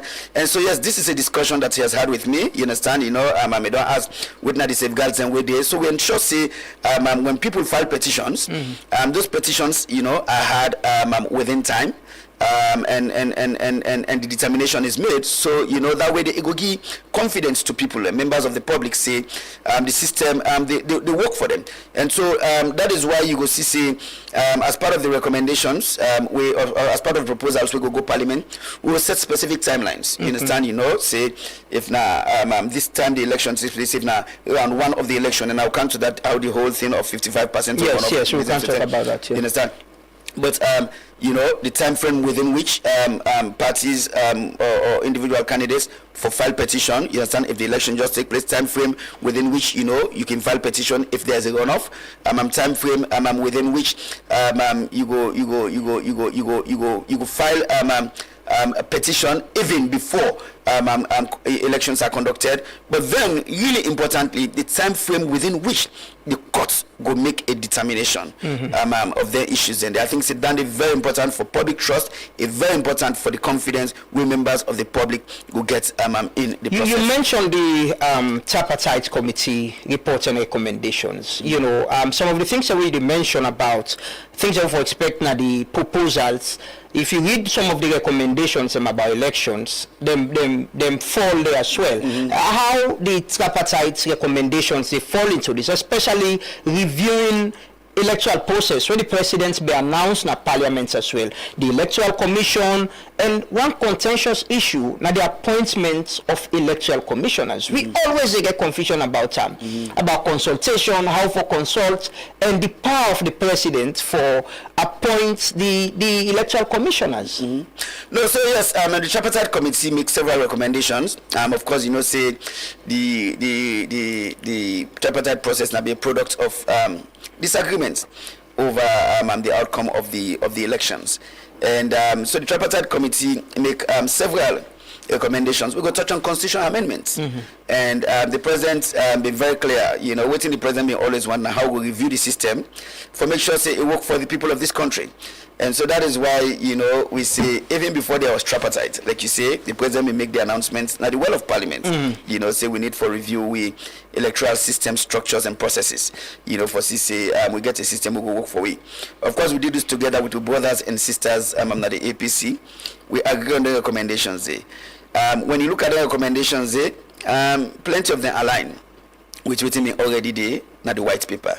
But you get a few things way different. For example, the tripartite committee recommends say, make we move from this situation, we can lead with a runoff. That align with the white paper. That will be already in the white paper. Then at the 50 plus 1. Yes, say we move from 55%, and then make we come down to a system where the other countries that you see say some other people don't say, we just did a simple majority where you win, you get them. You understand? Some other people say let's do 50 plus 1. Look how some countries and they, you understand? Some people say let's have a safeguard mechanism. So not get a system we are in one party or kind of go just focus on the region who say it gets rank and run the simple majority. So there's also a proposal on the table say make we get a minimum threshold where a candidate for also pull now a specific number of the voting districts. Right now we get 16 voting districts. So if you say you get 25%, right? Now half of the voting districts, you understand, or more than half of the voting, 2/3 of the voting districts, as the case may be. Plus simple majority of 50 plus 1. These are all things. So what's in the government they propose? What's in the proposal way for go parliament? Is it 55, 50 plus 1? What's in the proposal where you don't put together on don't draft for go to parliament? Well, the proposal where we get where we don't draft, they in line with waiting the tripartite process say, as well as waiting the white paper be say, which is that we go with waiting go take somebody to 50 plus 1. you know, and then if you hit that, then you emerge the winner. But then the tripartite process don't bring a variation. We go put in, because in the white paper, government may agree, say we go for 50 plus 1. You understand? But then the white paper don't add, the tripartite process don't add another layer to it, which is that you forget a minimum threshold. Now at least half of the voting districts, and so those proposals will go to Parliament. That is how we have drafted it. But then Parliament self forget its own debate, you know, and then Parliament after the debate, you know, go come back and, you know, take a vote, you know, and make a determination, say this is what we go. But one thing we're very certain, you know, so we will say, you know, what exactly becomes the eventual outcome. Parliament therefore make that determination, who will draft and present to Parliament. But one thing we're very certain, there is consensus. See, the 55% threshold where they take we to run off, that is that not realistic anymore for we country, and so there's consensus say we move away from that 55% threshold there and go like with how other countries that don't go. We avoid runoff, make we electoral process simpler, and then, you know, we get. If finally the public understand what you really say, so 55% the system will get now. If somebody not get 55, right, we go into a runoff. Yes.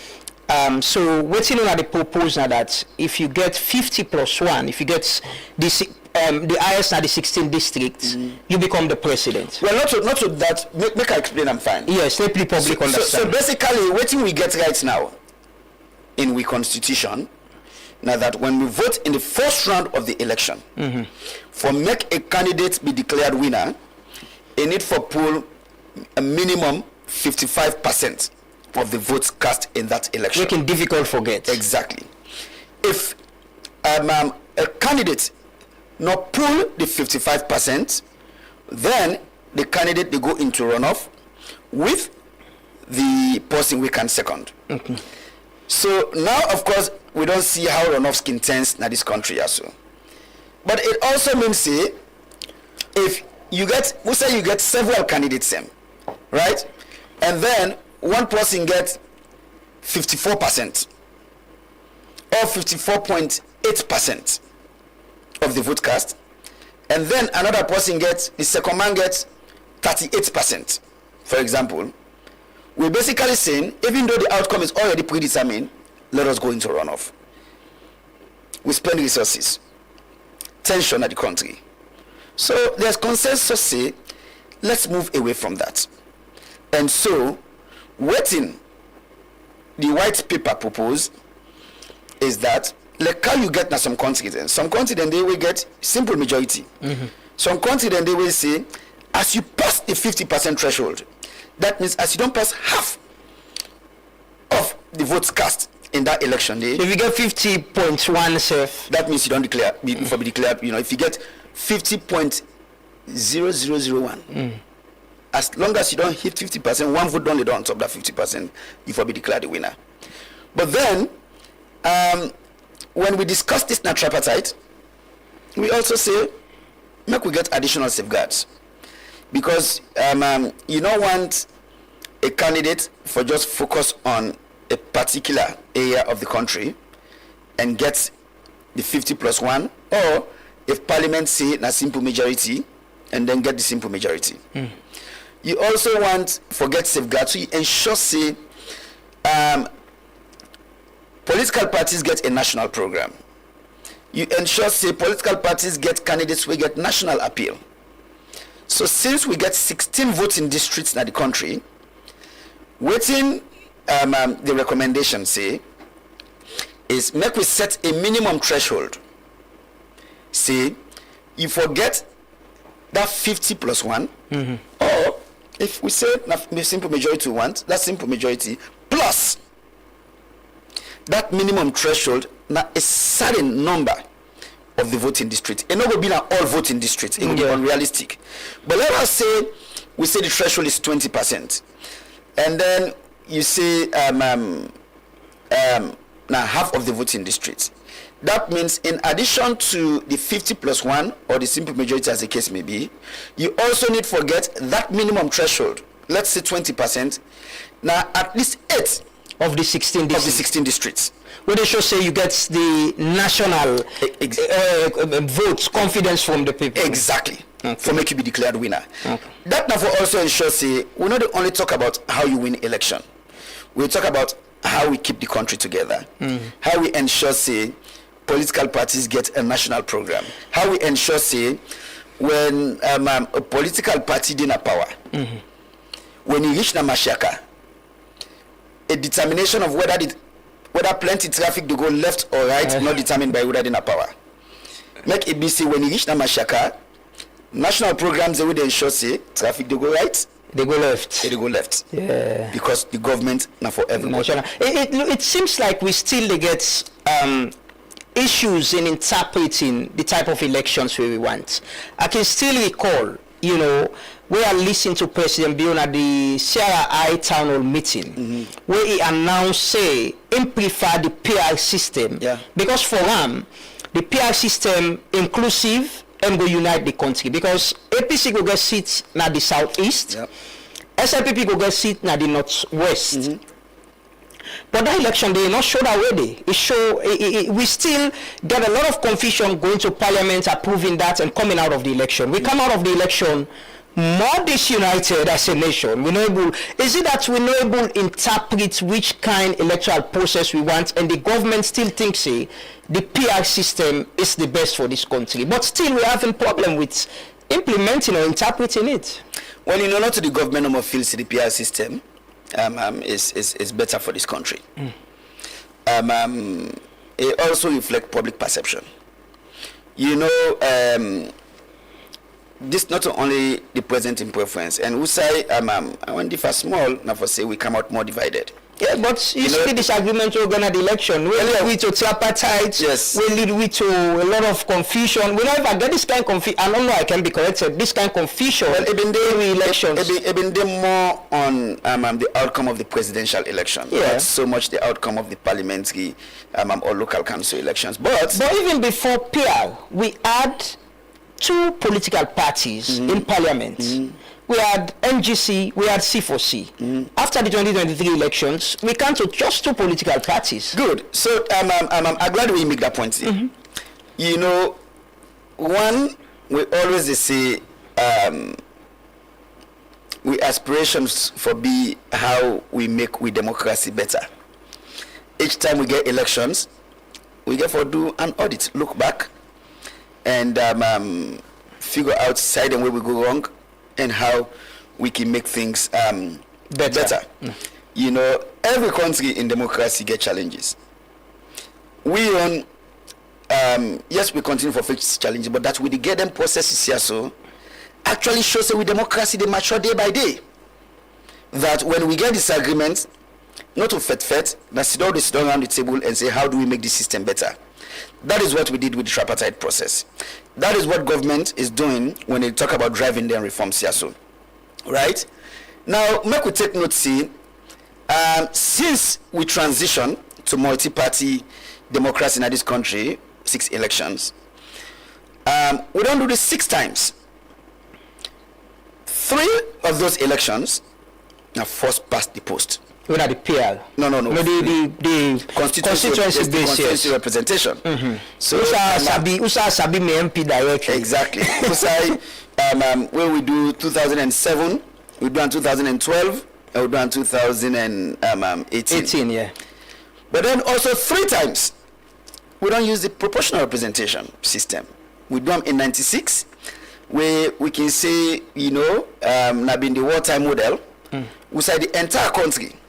Now been 1 block, and we do it in 2002, and then we do it in 2023. So which means both systems we don't use 3 times. So we're actually in a position for make a determination as to which system works better for this country. But I know I make you take the government in your word no more for it. But I'm taking the government because it's a commitment. The president and the first person will pronounce this. No, they say, what make I say? Yeah. I know I make you take the government in your word for it. Now the fact say, the current Constitutional Review Committee, where you serve in your introduction as a very credible process, very independent process. And inclusive. And inclusive. Yeah. And here I go through the data just now about, over 10,000 consultations, experts consulted, and position papers, forms distributed, etc., etc. After all that process, the Kawan Constitutional Review Committee actually recommend, this country for transition permanently to the proportional representation system of government. Represent, you believe it? Represent, yes. Because the Kawan, like you say, present the recommendation to former President Koma. Yes. But that was not part of what waiting them be agreeing at the white paper. Well, yeah. But President Bill come and say, I believe in this. Yes. I think it can unite the country. Yes. So that is why I'm saying. So now what you need for Dulama? Now, Kawan committee recommend. Yes, President Bill and government accept in the white paper. But also, notice, across the world, the proportional representation system, that the most popular system of democratic governance. You get more than 130 countries. Which doesn't make it perfect. No, of course, not, because no system is perfect. Exactly. No system is perfect. Exactly, because confident the way they use the first past the post as well, yes. They're pretty doing well. But of course, but the whole point is that if we did not a country plenty term, we can let make examples to things that happen in other countries. Yeah. There's something we call best practice. So, but if you get a system wherein you get over 130 countries, they practice some form of PR. Mark, underline this word, some form of PR. I deliberately use that word because I'll come to it. You get over 130 countries where they use some form of PR. You actually only get about less than 55 countries where they use first past the post. That is a significant difference. Significant difference. More than 130, they use some form of PR. Less than 55, they use first past the post. Make I give some other data. 10 countries, we ranked 10 countries on the Human Freedom Index for 2024, an index where they measure about 86 indicators of personal and economic freedoms. 9 out of 10 of those countries in a PR they use. Similarly, 9 out of 10 countries where they class as full democracies on the Democracy Index of 2023, we're based on 5 categories. They look at electoral processes and pluralism, the functioning of government, political participation, political culture, and civil liberties. 9 out of them 10 countries in it, proportional representation. 9 they use. So there are benefits to it. So I think that the conversation where we forget. Now, how we for make sure this PR system work better for we, so we are actually in this category of the majority of countries where then systems also they work for, where we just say 9 out of 10. So right. How do we make the PR system workable? Where, after 5 years, we no come begin get discussion again, say, let's change this electoral system. Because the points when we been on the make Nayana that we spend a lot of money, we don't have partners and they spend a lot of money, and we get an electoral system. We vote after the election, we come back and begin talk about, say, no, we think, say, we this we for do, that we for do. Depends on who that win the election, Most times, it can be about who that win the election and how comfortable with them winning. How do we get a system that works for whoever in opposition or power for the country, the benefits of the country? So this is the conversation where we don't get in this country also. This is the conversation we don't get. This is now the essence of the national dialogue where take place recently. I'm following consultations now the regions.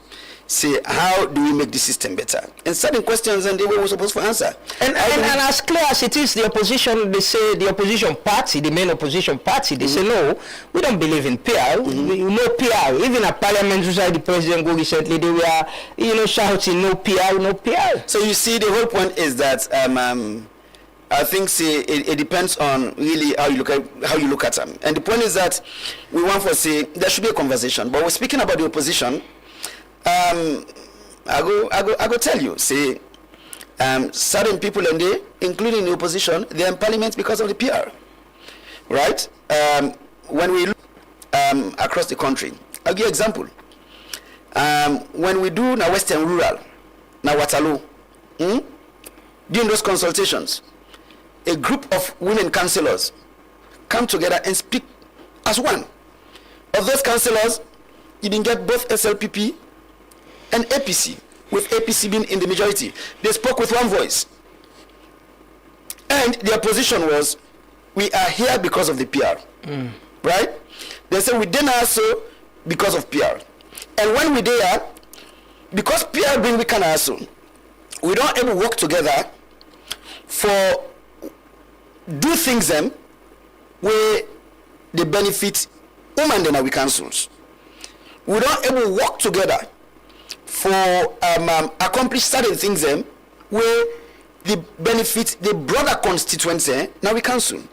So then people in the voice matter too, including those women who are part of the opposition. We say we are here because of the PR system. Now there are examples and they I feel say we forget we are in, you see women from both APC and SLPP come together, they speak publicly, say this is why we're here, this is why this system is working.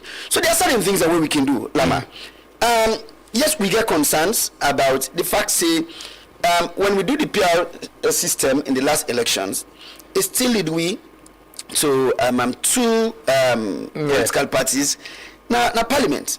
So the question we for ask is, how do we have a PR system where we make sure say there is broad representation in parliament, including for smaller political parties? So now I will ask you, what's in the proposal and the difference between the PRO gets 2023 and waiting on the proposed for the constitutional review for the next election so they get? Well, so the point is that there are certain things, right? We will go for put in there. We will propose, make an also we will propose because this is still a conversation. And you know, you see, even the president in speech in parliament, you know, another national conversation they a call for.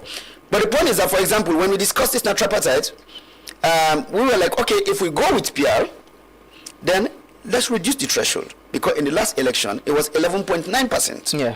Right? Where you can say almost 12%. It's been difficult. So make we reduce the threshold. So let's have a conversation. Should we reduce the threshold to maybe like 5%? Right? Should we reduce the threshold to that?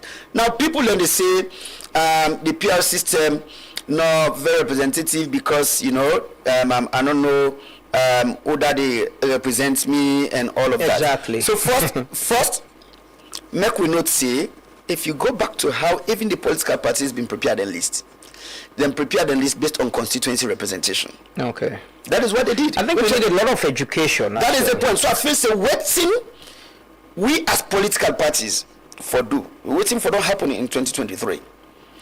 Now before make we say, for example, this particular district we require 11 representatives. Now we don't prepare a list. First 11 we take from each constituency. Now we make them constituencies and they know who that we take from among them. We did not do that. So should we say that is something that we should do? We're going to make the system better. That way your constituency, you go know who that them puts na the list for you. Because that is how the political parties prepare their list. But they self for don't do the education, many people know say this list we don't prepare, not to only say now for Western Urban or for Kailan district or for Bombali district, but we don't make sure say all the constituencies are represented. Right? Now the point is that of course, you know, when the voters vote, you understand, and then how the list will go, there'll be shakeups here and there. Let's admit that. You understand? But then it also depends on how members of parliament see their role. For example, me go expect say if you get, let us say, 11 representatives from Kailam, right? You get 3 from the APC. You get 7 from the SLPP. I will expect say that 11 representatives for able to come together and say we are here to represent our district. Yeah. How we go ensure say, how we work together and ensure say we really represent the interest of people in our district. If we do all that thing, then questions here so I'm not going to come up. But also, Lama, I could not say, like I say, PR system. Yes, we don't practice 2 models. But there are different models. So which model will they propose for this election? It seems like that the issue. So basically, we are proposing that yes, we transition to a PR system, right? Now the whole point is that you don't go now in the constitution and break down the various models. The various models you can do inside statute, a separate statute. But then let's have a conversation. You get a closed list system. With a lot of countries, they practice over 70, about 73 countries. They practice a closed list system. In a closed list system, yes, the parties prepare the list, but like I say, when I for make many people know who that ending at this list, then publish them. But then when the voters go, they know they see the list, right? The party, then they vote for, right? And then, of course, when the votes are counted, depending on the percentage, representation is allocated based on that. Now, but you also get the open list. The open list basically means, say, you get countries where they practice open list, not including Africa. But the open list basically means, say, yes, the parties prepare the list, but then when the voters go into the into the voting station, they go see the political party, but they go see the names of the candidates. And then under the open list, a voter can choose, say, I vote for specific candidates in this list, I vote for specific candidates. So it not be just the political party, exactly. The individual. So you can identify who that vote for. Identify. So that's not a form of PR. In fact, I can say that will be getting a college. You understand? You go vote for the candidates based on the list, how it is put together by the various camps. But that's not the open list system. But you also get a hybrid system, wherein you get certain seats where you allocate to political party representation, you get certain seats where you allocate to individuals. You understand? And then it's counted. So we need for so in this process, how do we ensure inclusivity? Say we get the GWE Act. How do we ensure that yes, with this system, we go get, you talk about allocation, we will get the 30% of women. Data they show say the number of women in parliament actually reduced. IGR report we didn't do compared to we will get the constituency system. But I just want to say, with disability as well. Yes. How do we ensure that we allocate say this quota now for people with disability, this now for women, this now for young people? How do we do that in this system? So make we talk about percentages. Yeah. Right? Say one, of course, in this parliament, we say we get more than 30% representation for women. In the last parliament, yes, we can talk about numbers, but the percentage was lesser. The percentage been lesser. In the previous parliament as well, before that, it was lesser. With this parliament, because of the PR system and the 30% quota. And so you see, say, even when candidates and they submit names for parliamentary election, you have to make sure, say, among every 3 names you submit, one is a woman. If you put 3 names to a woman, or the system, they even reject them. You understand? So, how do we grow this system? Now, the point is that we're very clear. See, we're able to meet the 30% quota because we come with a PR system. That is why we're able to hit the 30% quota. Now, how do we make it better and even increase that? Now, if you go to the tripartite recommendations actually say we will also get percentages for young people. Yeah. We will get percentages for persons with disabilities. That's how we process more inclusive. That's how we make parliament more inclusive. And so we actually able to meet that if we go with the PR system. But then, there are certain things that we will get for note with the PR system. Yes, it's not perfect. No system is perfect. But yes, we all accept, say, increased participation of women. Now, how do we make sure? How we make sure, say, we increase that number there? What's in the proposal? How we make sure, say, we increase, we get representation for young people, how we make sure, say, we get representation for persons with disabilities. So all of these will come into the proposal. But also, I like when you talk about the money earlier. Yeah. We talk about, what to spend per election. After every election, we'll come back and begin again. We know how much runoff the cost we. Yeah. The data actually shows, say, between 2023 and now, government don't save 19 million, over 19 million loans. For not doing a runoff. Yes, for not doing by-elections. In this country. Yeah.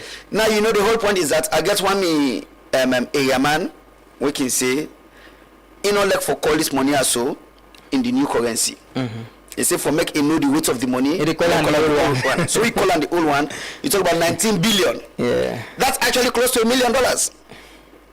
You understand? Now we don't save. We not to get by elections. And then of course we talk about the fact say, you know, we don't reduce political violence. You understand? We know by elections be even tense past the general elections. You understand? All in one indeed. Now benefits to having a PR system, you know. But the whole point is that I think the question we will ask ourselves as a country, how do we ensure, say, we get a PR system, or we get a system we're broadly representative of the voters and views, we're inclusive, we cost saving, we reduce political violence, but also how we ensure, say, that system they make the people and feel say they are represented. So how do we move with this? Forget a national, you know, inclusivity process, and also the opposition party is very important in this. Of course. Because how do we ensure that they don't look at them as something where the government is imposing we, but this is a process where we think say good for this country, irrespective of who is in power. That is why we're having conversations, and we believe say the opposition will come on board. I'll tell you one thing for sure.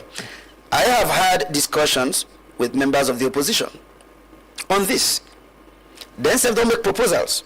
Say, all right, if we say PR works for the system, how about we look at this model or that model? Mm-hmm. All that are part of the conversation. Because this not so an issue where government want drive just like that. Exactly. You know, the whole point is that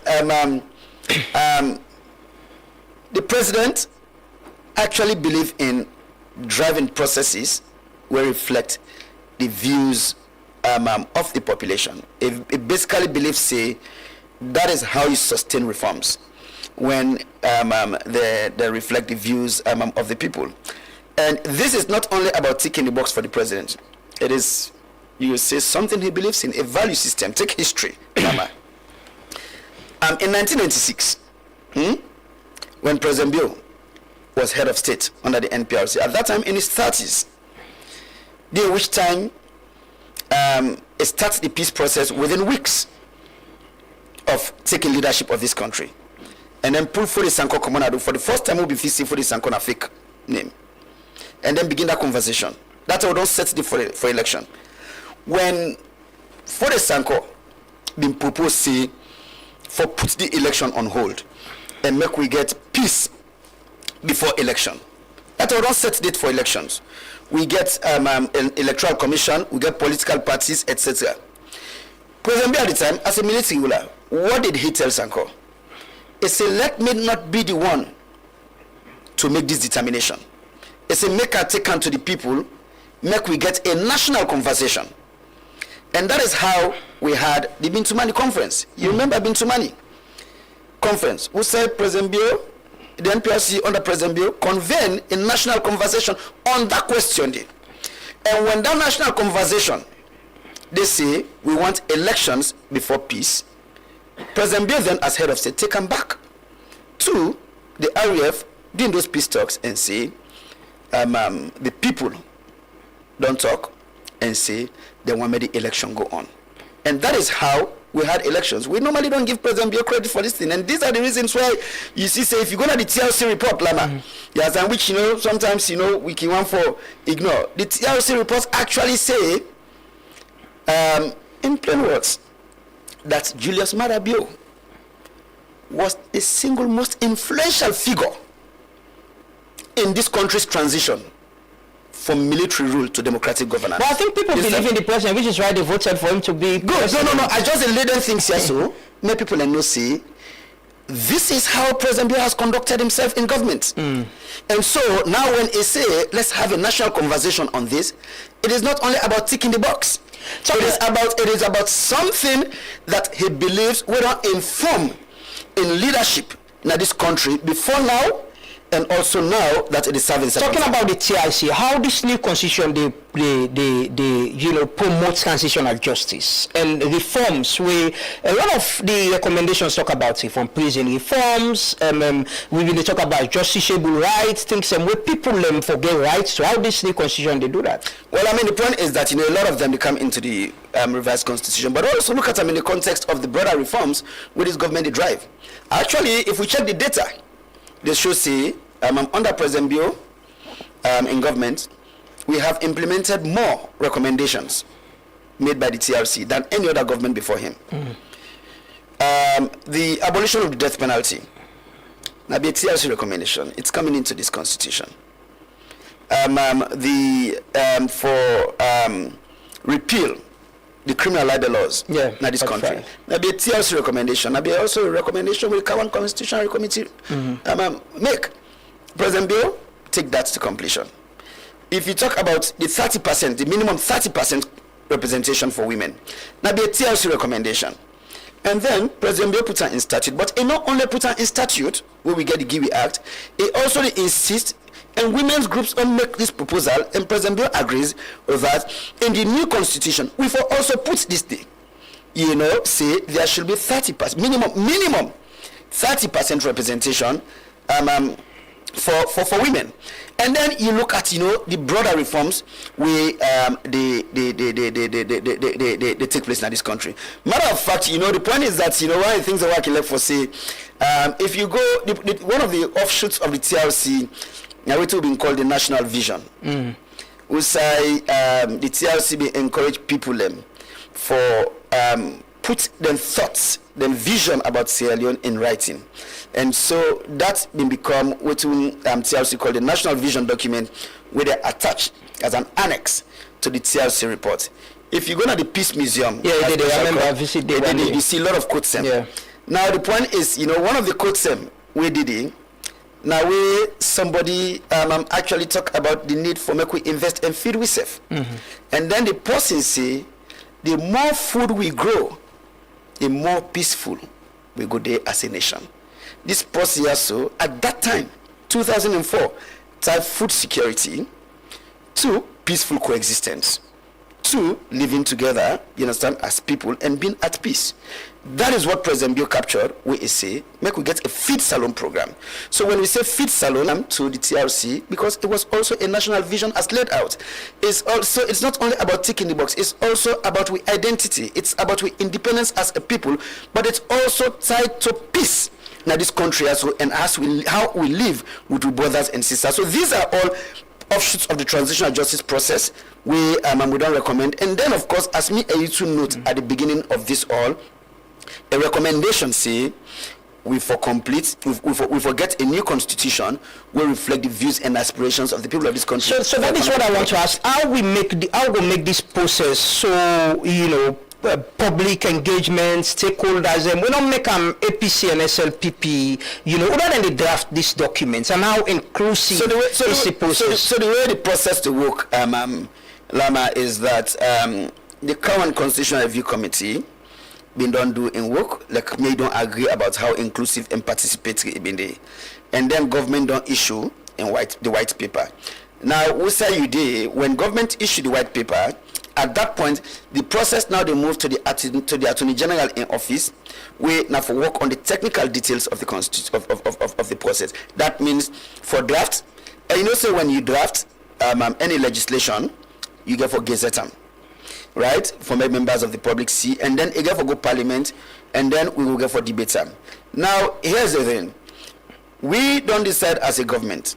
Say, at this stage of the process, we not only focus on the technical details of this process, but we also want to make the conversation continue. And so we don't get discussions. We don't get discussions with political parties.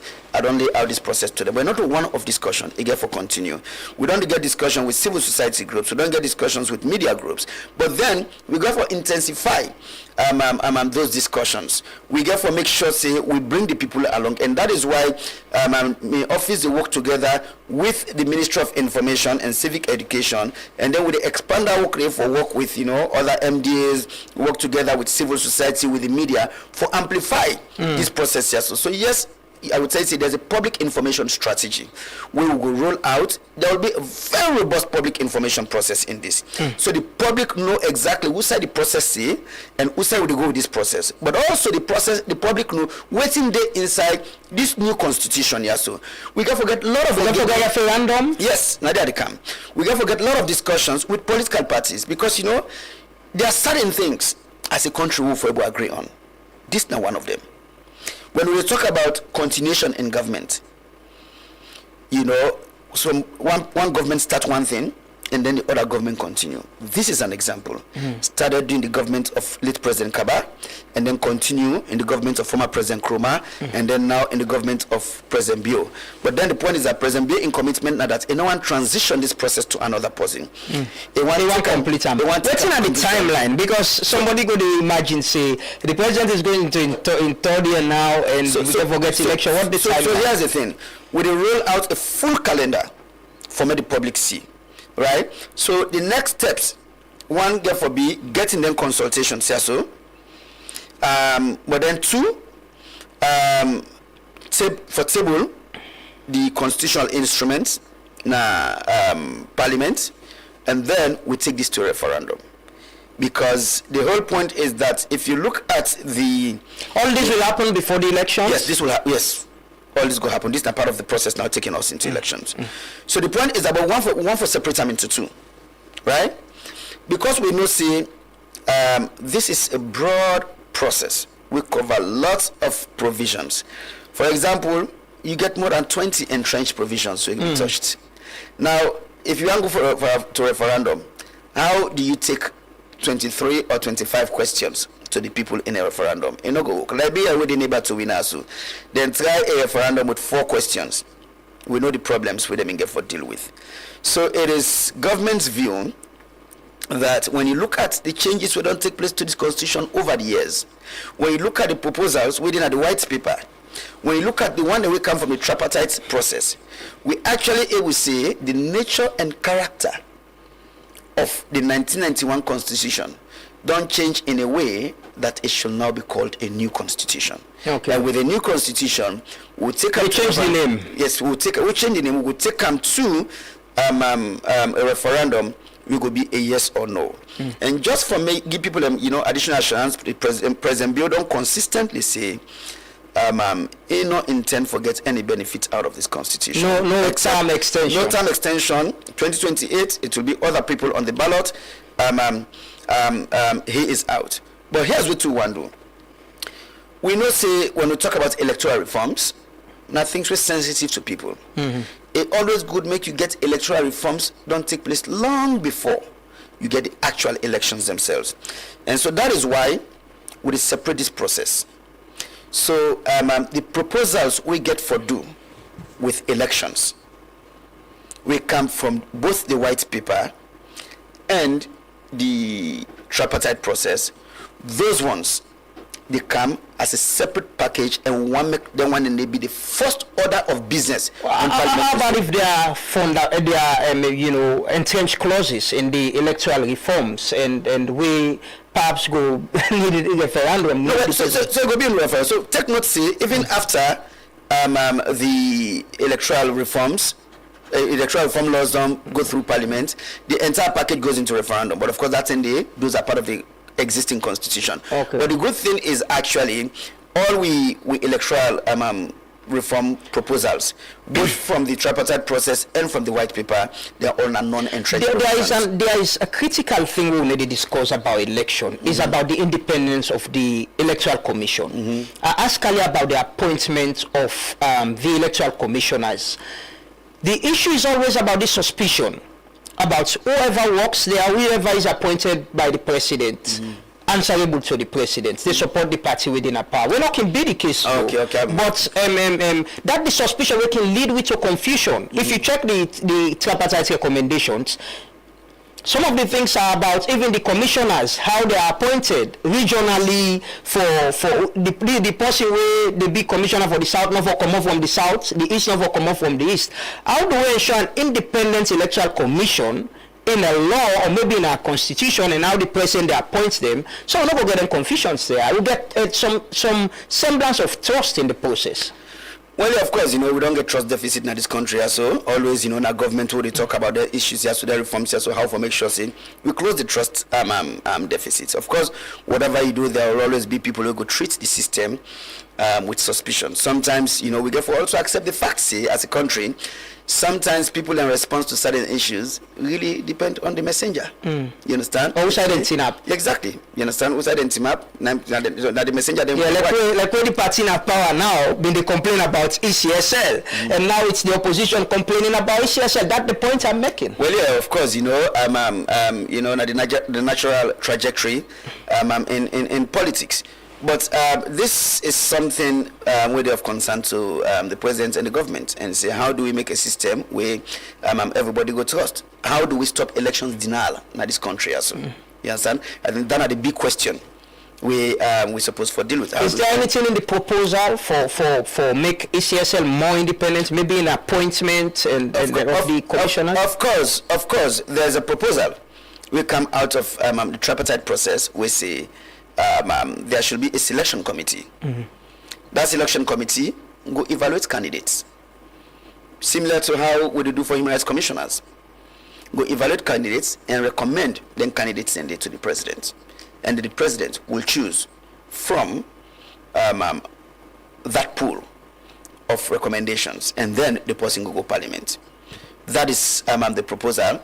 We will make sure, say, you know, the appointment process go beyond just the president, or go beyond just the consultation which will take place between the government and the... We always cause confusion. And the political parties. So that is the proposal on the table, and government is not averse to that at all. Okay. Quickly, I want to ask about, you know, we citizens law, you know, citizenship, and also the choosing issue with the constitution. Very confusing most times when it comes to election. Is there any proposal for address this in the constitution? Yes, in the white paper, there's a proposal. Say, yes, we for make sure, say, persons when as Sierra Leoneans, whether they get dual nationality, able to participate in the political process. The tripartite committee, the tripartite report, also make the same recommendation. And now President Bio in belief say, we brothers and sisters within the diaspora, we yes, you know, go get citizenship now them countries and they, because then citizenship then they also important for, you know, the young growth now the system, but also noting, say, those persons are making significant contributions to this country also. You know, for make sure, say, we not exclude them from the political process. That is where President Bio stands.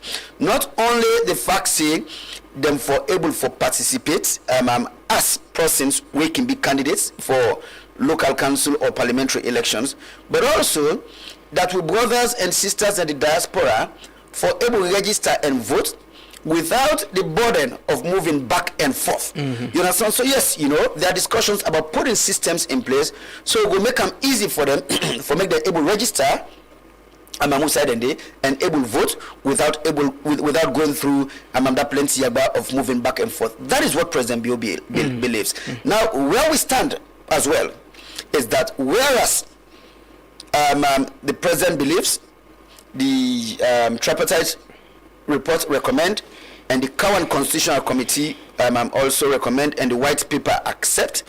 See, we forget diaspora participation or persons we now born Sierra Leoneans, even if they get nationality in another country for able to participate. We also believe say certain positions in there will for be sacred. We don't want in there you know, for hold nationality of any other country. For example, for run for the presidency, you know, for hold nationality of any other country in addition to being a Sierra Leonean. You understand? And then, you know, there are some other positions. About parliament, that's one of the contentious issues. Like I tell you, you know, it is the president's belief, and it don't say so publicly, and it didn't the recommendations say persons when are Sierra Leoneans by birth. Even if they get nationality from another country, then for able to run for parliament. They can be members of parliament. They should be able. But now the whole point is that the president realizes that this is not something that he's going to impose. Right? It is a proposal that his government will take to parliament. You remember, say, during the time, Parliament will be very critical in this, because you got people who are on base rate on benefit of being way now because of that section in the law make them able to get symbol for being members of parliament, and it's going back to them. How could they even support that? Say, okay, would I get to see me can come and be member of parliament? Well, you know, the whole point is that it is a conversation that we'll have with members of parliament. Like I said, the president not believe in imposing something on the people. They not believe in imposing something on the people's representatives. It's a proposal that the president in government could take to parliament. It's a conversation we go get with parliament. At the end of the day, members of parliament, now them would they elect as representatives, and then now they would they elect for make laws for we. Now we can take this to a referendum. We believe and let the public. We can. A lot of families they survive from remittances from overseas. That's alone. We can take this to a referendum and say let people decide as well. Let's give the public the opportunity to decide whether we want people with dual citizenship for being with members of parliament. That is a conversation we will have. You know. How exactly this happens, you understand, you know, whether it goes to a referendum or whether parliament discusses and enacts this as an amendment in the constitution. That is the conversation we won't forget. And the point is that when President Bill say, make we get a conversation, a national conversation about inclusive governance in elections, then one of the things that we're to talk about. How we ensure, say, we get a governance system where broadly representative of the demographics of this country. That includes a governance system. We get representations across all regions, across tribes, various demographics, young persons, women, persons with disabilities, and also with brothers and sisters in the diaspora. How we make sure so we get an inclusive government. This is not the conversation where we won't forget. We did get the conversation. How would they do so? And the issue about citizenship as well. You know, Sierra Leoneans and King Komoya go overseas, get them picking them, become citizen, get passports of the US or UK. There are processes, by the way. But we get people with them born here. Way now, you know, we get this law about Negro descent or so in the Constitution. Is the citizenship part of this conversation and review of the Constitution? Yes. So first is to not say the new Constitution will have about 4 new chapters. Where the current committee will recommend, say, may the government draft new chapters for the new Constitution for cover certain subjects. 1, national security. 2, public service. 3, local government. Of course, there are other proposals about land and environment, but also 4, citizenship. So yes, there will be a new chapter. What's in the Constitution? At the camp, we will focus just on citizenship, and we're going to make citizenship inclusive. We're going to make citizenship non-discriminatory. Just like you say, for we brothers and sisters, we born picking them abroad. Some country day, we, you know, as you born picking day, citizen by birth. Some country day, you get for don't live in the country for a specific number of years. Some country day, the person where they born day need for be resident there. You understand? There are laws. You understand? So we, of course, also want to make sure say we get a citizenship chapter.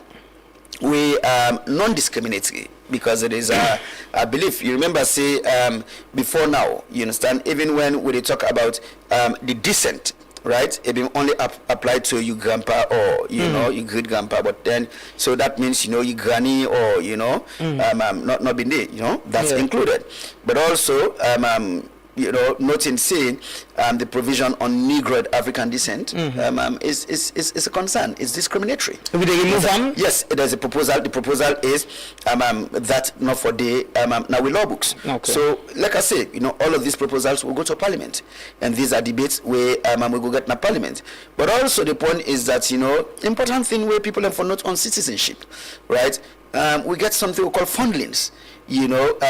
Several years ago, Sierra Leone signed up to what we call the Abidjan Declaration. The Abidjan Declaration, actually a declaration where states them, now West Africa have been making a commitment for how you eradicate statelessness in various countries. People who don't live like country, they not get exactly, So the point is some countries and we get statelessness crisis. You get people and a stateless person, now somebody we not get country we go call a You don't want we country forbid that. So basically, if you go by international standards, we go day na with constitution, like where you go discover Pekin, below a certain age. Certain countries and they we na less than 5. Certain countries and they win less than 6. Certain countries and they win less than 8, right? But you discover Pekin na a country where you're not able to trace who say in people in common. That Pekin day. Forget nationality of that country, they will say Ifenam. That's a good news that we review the citizenship rights and all. I'm sure a lot of people were affected by this. We don't listen. Maybe my good friend Nasser Ayub, he's been protesting this for a very long time. Hopefully he'll be a beneficiary of this. But one of the other recommendations that the white power government accept now the division of the office. The Office of the Attorney General, Minister of Justice. Is that something that is going to happen? Yes, that is also a proposal on the table. Okay. Say we separate the Office of Attorney General from that of the Minister of Justice. Okay. Yes. Okay. Let me talk about the elephant in the room. The big discussion about power sharing. President say we will think about bringing the PR system in cabinet and public service as well. What's in the president in proposal? How for shape power with the power? How the party think about for shape this power? So the president in proposal right now, the president in proposal cover 2 keywords. It's a meaningful dialogue. What I want to do, I want to read what's in the president in a parliament. Yeah, go ahead. You can. Paragraph 264 and 265. Of the president in speech in Parliament. He said, as leaders entrusted with the nation's future, it is our solemn duty to champion political reforms that unite rather than divide.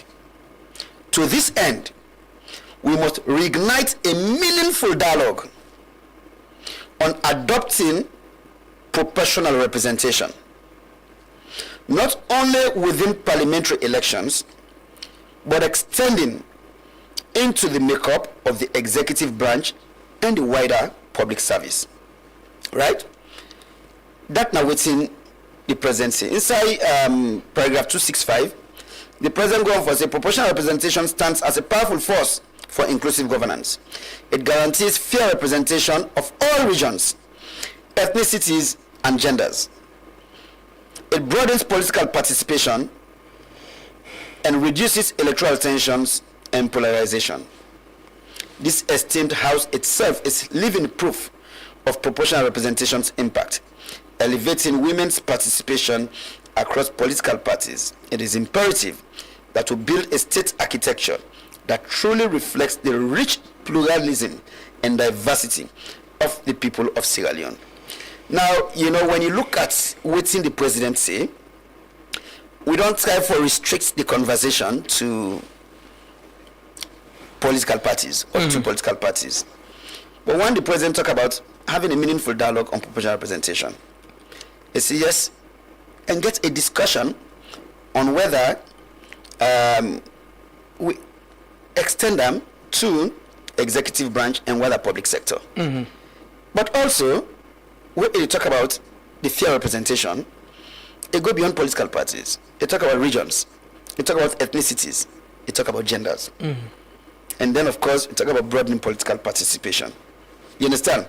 So basically it talk about the pluralism and diversity of the people of Sierra Leone. So this is not a statement will restrict this to just a PR between political parties. It's a national conversation. Yeah, but the political parties and they contest elections. Well, yeah, but the point is that how we make sure. And if you talk about PR, it's political parties who contest elections. No, it's not but how for make sure say that political party representation day, or how for make sure say we broader governance architecture reflective of the diversity of we people. Now, is the president proposing a coalition government, the president sort of a power sharing system? The president is proposing that we have a conversation on what we will call inclusive governance. Yeah, the inclusive governance. Inclusive governance must get a system. Yes. The president don't argue say right now in government inclusive. People in our government safe. The information minister, the chief minister, most times don't talk say this government is inclusive. It is, but the regional balance. So which type of inclusive government? No, but the point is the president even talk about political reforms. So the whole point is that because the president say we for always strive for make we system better. We for always strive for make we system better.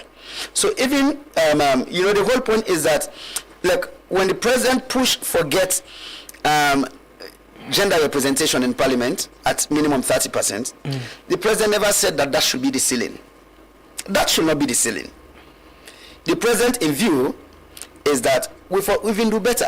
So are we agreeing that this government is not inclusive and we can do better with legislating or having a conversation? We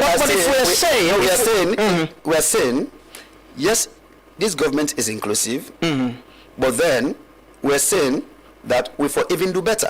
Now the point is that when we say we don't identify a lot of problems. Inclusivity, therefore look at the PR system where they talk about. I still recall waiting the president say na the Sierra High Town Hall. We talk about the PR system. For an interpretation of the PR system is a system we will get to.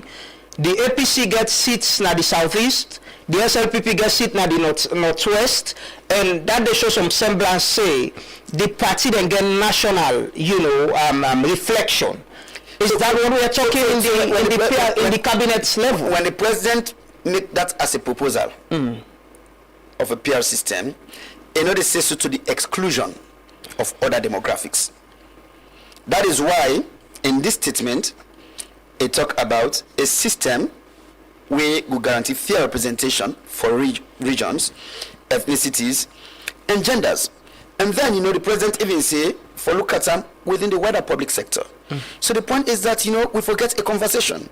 When we do recruitment. No, but we need to get clear with the kind of conversation one gets. Not clouded in the public not understanding what we want get. Yes. Is this about if SLPP win, this percentage of the vote, if APC get them, we forget APC people and for sit down at the cabinet. We forget them for serve ministries, departments, and agencies. Or if SLPP win this percentage, the president get the obligation and responsibility for appoint people in cabinet from this other political party. Is that the conversation that the president wants us to have? So the president wants us to have a broad conversation within the framework of the things said in the statement, including what you say, but also including say if we do recruitment at the public service, right? How for make sure say the recruitment process is broadly representative of demographics of this country also, right? That is also the conversation where the president wants make we get. The president want make we get a conversation about how we go avoid this winner takes all situation. How we go avoid this TSO way you reach Namashaka. The side where the traffic go, now they tell you the government within a power, the party within a power. How we will avoid that? But also, make I take this go back to even the tripartite recommendations. I'll come back to the president's statement. I'll take this back to the tripartite recommendations, right? Recommendation 78. Now, in talk about a national dialogue on a preferred electoral system, where they will discuss the possibility of transition into PR. But the point is that you cannot discuss recommendation 78 without discussing recommendation 70. Because recommendation 70 basically say any political party will contest 2 elections and not win any seat. Then for the register. Right? will that affect the right to political participation? Right? It's also a question of which make political parties exist. Do they exist only to win elections? Or do they exist to also, as President Biolek for say, represent the views of the minority? But now the whole point is that if you transition to a PR system, you understand, how do you reduce the threshold for make sure say recommendation 70 not catch smaller political parties? So they can still be actively participating in the process. The point. These are the conversations. Let's come back to what the conversations with the president. But let's come back to the spirit of what he said and how it's being interpreted. Here is a president who has been saying publicly that he go only appoint people where he sabi for work with our government. And here is a president where they say we for look at how we burden this. Is it? He's agreeing that this government's not that inclusive. I'm only working with people where I know, but I want to get a system where whoever can go appoint people the way not sabi self or can serve in the government. No. So the president. So one, make we accept say the president is not saying his government is not inclusive. You understand? The president maintains a firm position. But he's only working with people the way sabi. No. But that is what he said. Publicly. No. Let us even so there's one thing we'll get for Note Lama. You know, I say I think 1921 I said this recently. When we elect a president, the majority of voters, they vote for a president because they believe that person, because they trust him for make decisions for them. They trust him for make decisions for them picking them safety. That is why, you know, when they elect a president, we trust him. And so even in appointments, right? When the president say the president appoint people whether or not people away sabi, whether or not people they be appointed based on recommendations of certain individuals, whether or not people away it gets a conversation with and say I would like make you serve now the government. The president they ensure say the makeup of in government is broadly representative, and that might inform the president in decision where it makes sure say in cabinet meet the minimum 30% quota, more than 30% women, but also that in cabinet broadly representative of the regions in this country. Check them.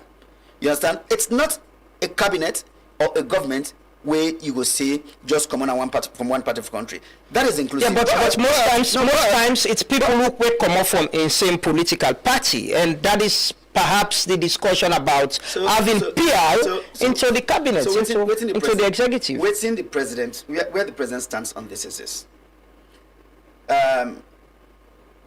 When you did a government, the question where you always ask yourself is, how do I make this system better than the way I met it or I inherited it?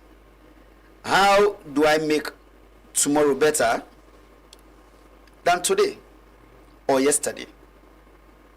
That no means say all what you do today wrong. It only means say yes, then things say what I don't do today will work.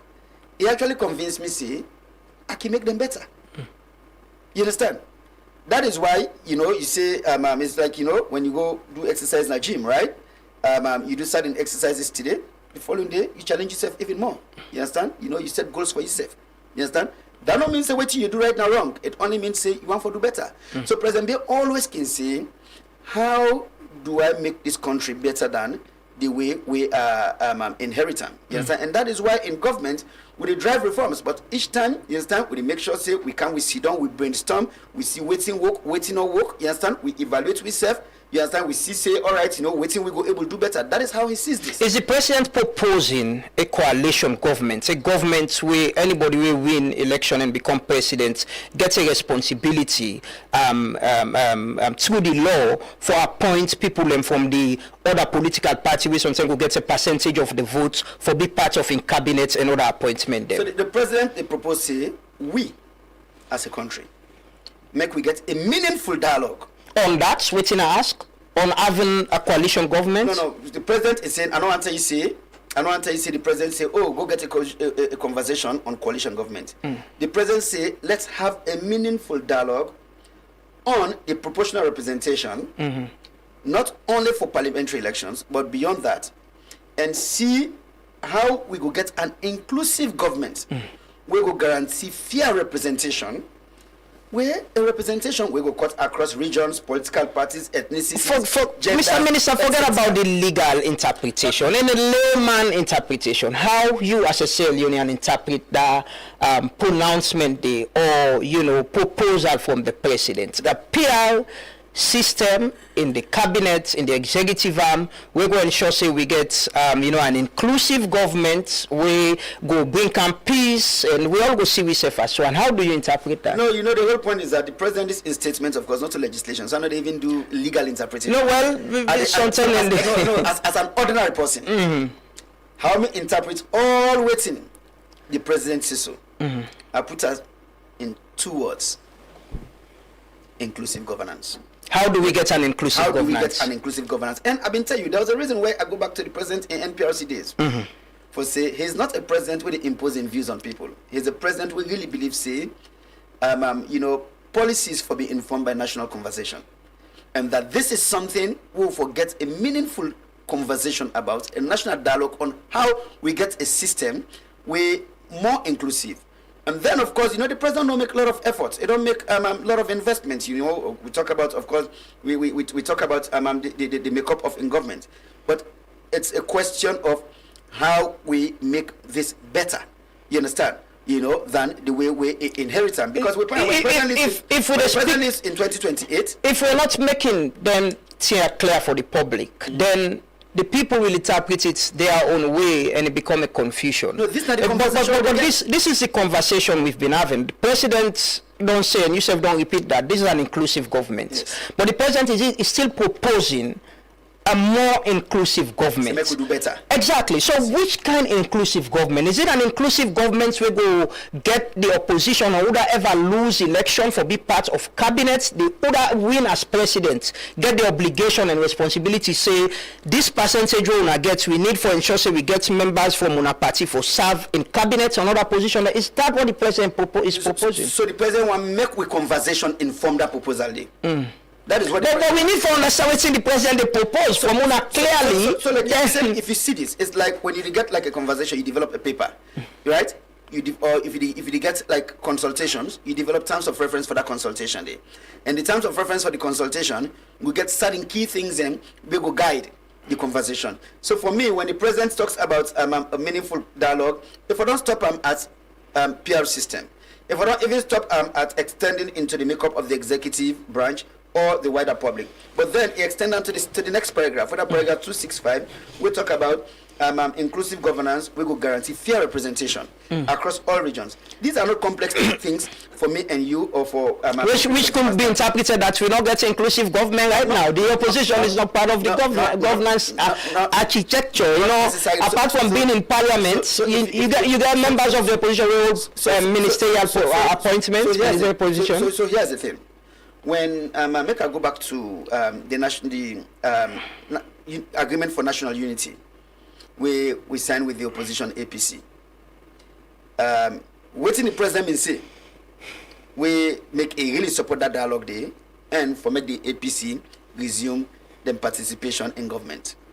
Because the president in position has always been, the opposition is part of government.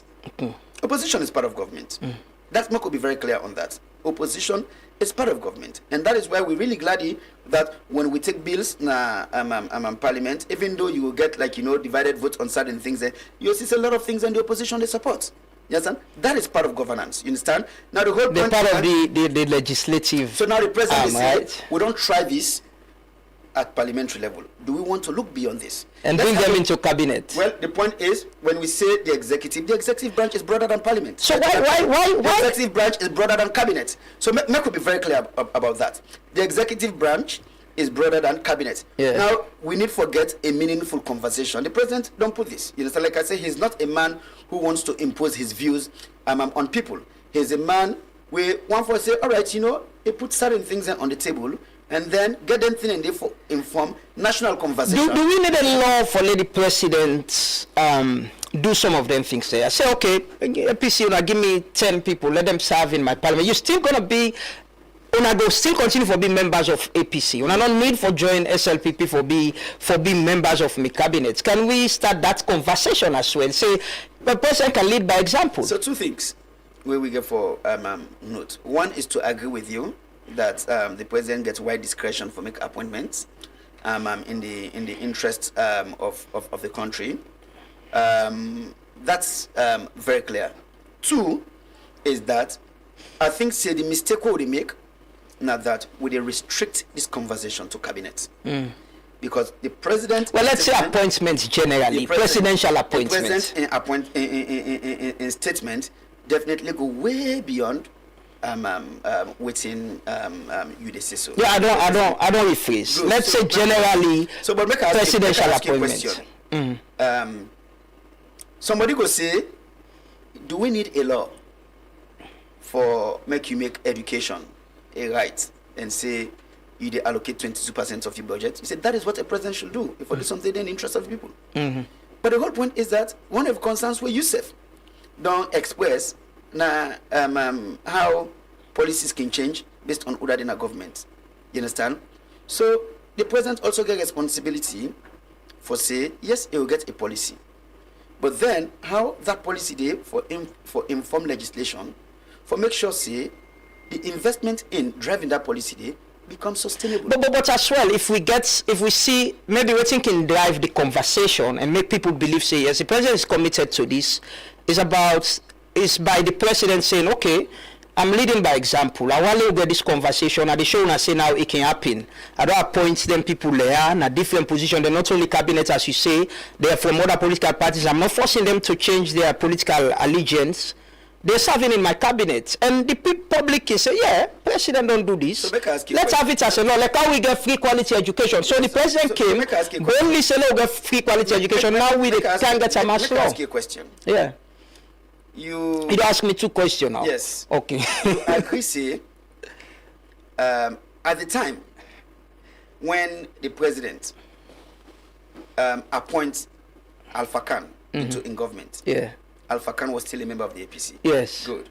That answers that. If Alpha Khan never moved to SLPP. No, not not move yet. Yeah, but okay. When they say at the time when the president appoints Alpha Khan. Yeah. We talk about now. So is it say yes? Wait, make a come. You say something coming from the president in heart. Yeah. Enough for wait, and say we make him law. Yeah. At the time when the president appoints Alpha Khan as when appointed as part of the government, yeah, Alpha Khan was still a member of the APC. Yeah. At the time when the president appoints Kande Kole Yumkela into a government, Kande Kole Yumkela was still a member of the APC. But Kande Yumkela, NGC had some agreements with SLPP. They get sign an agreement, say when you win election, they support you. When you win election, is that no, but it was a been too money. But is that inclusive government? No, but I agree. That's inclusive governance. Yes, but I agree. So even before election, if you get Mr. Minister, no shift. The point I'm making is the president's in proposal. How do we live with that spirit? Say, okay, I'm making this proposal now. Inside the next 2 weeks, in final term, these are the people where they appoint. APC will give me, or NGC or RUFP will give me people them. Let them be part of my cabinet. You don't need to resign and join my party, and you will still be part of my governance. And it show the public, say, this is what I want. The nationalism and inclusive government, and let's start the conversation now and make them law. So is that difficult to do? So, but why you not take the start of this to even the appointments we make before now? No, I agree. No, I agree with you. I'm not disputing. I'm saying now where you don't pronounce them, now Parliament, and say, look, get this conversation.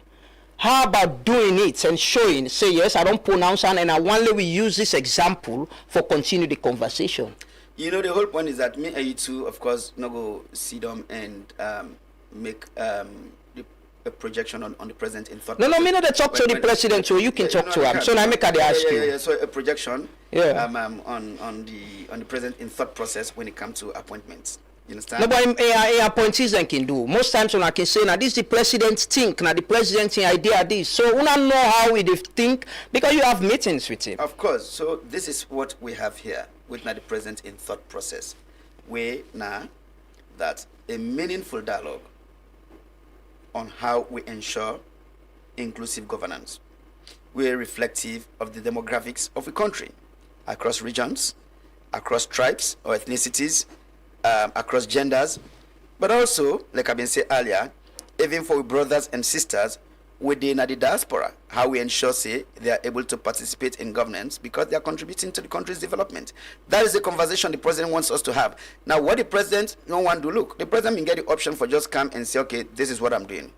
But the whole point is that, I think we start by giving him credit, say, he has called for a meaningful conversation, say, make we all get a say in this makeup. And don't tell we, in your preference, he has never hidden away from that. In your preference is a PR system.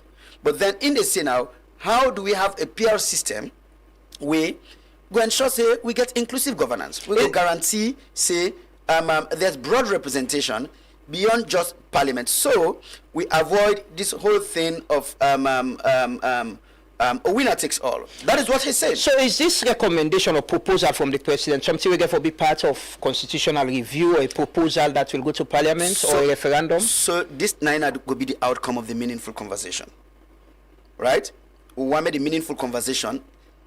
Is that the intention? Inform government's position is that government supports the proportional representation system of government, including bringing it into cabinet and other appointments, the executive arm of government. Well, yeah, of course, government wants a government in proposal like that. Make we get a PR system where ensures there's inclusivity in governance. Now, the whole point is that what that really looks like is what the president wants us to have a conversation about. Me always don't say that we need to have a conversation on the kind of PR system that we want.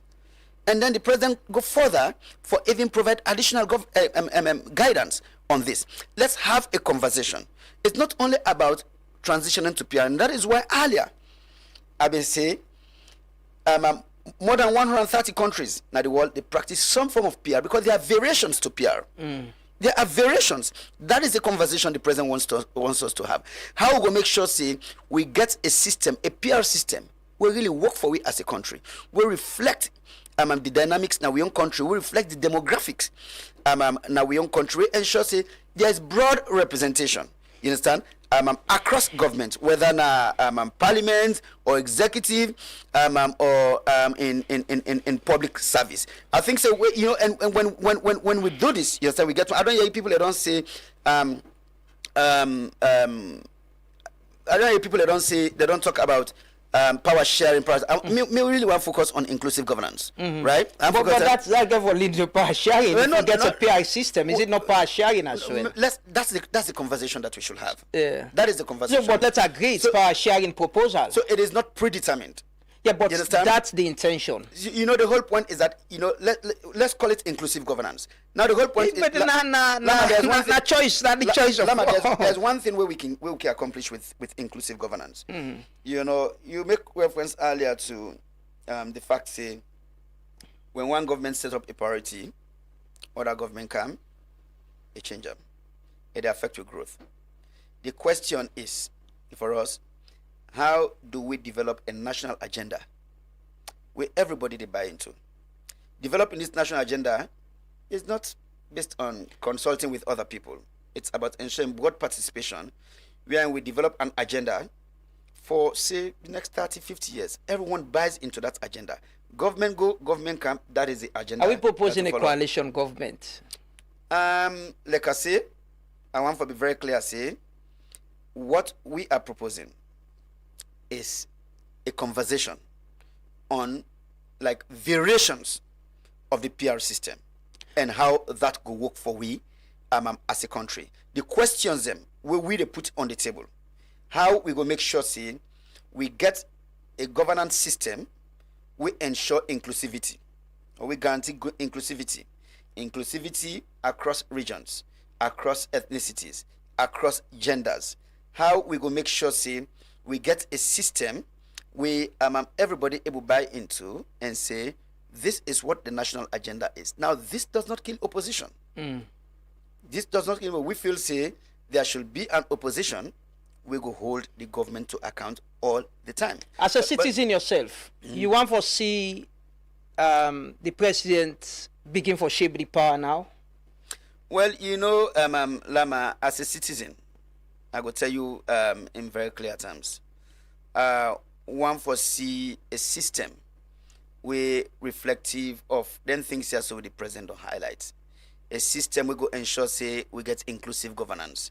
A system we go guarantee say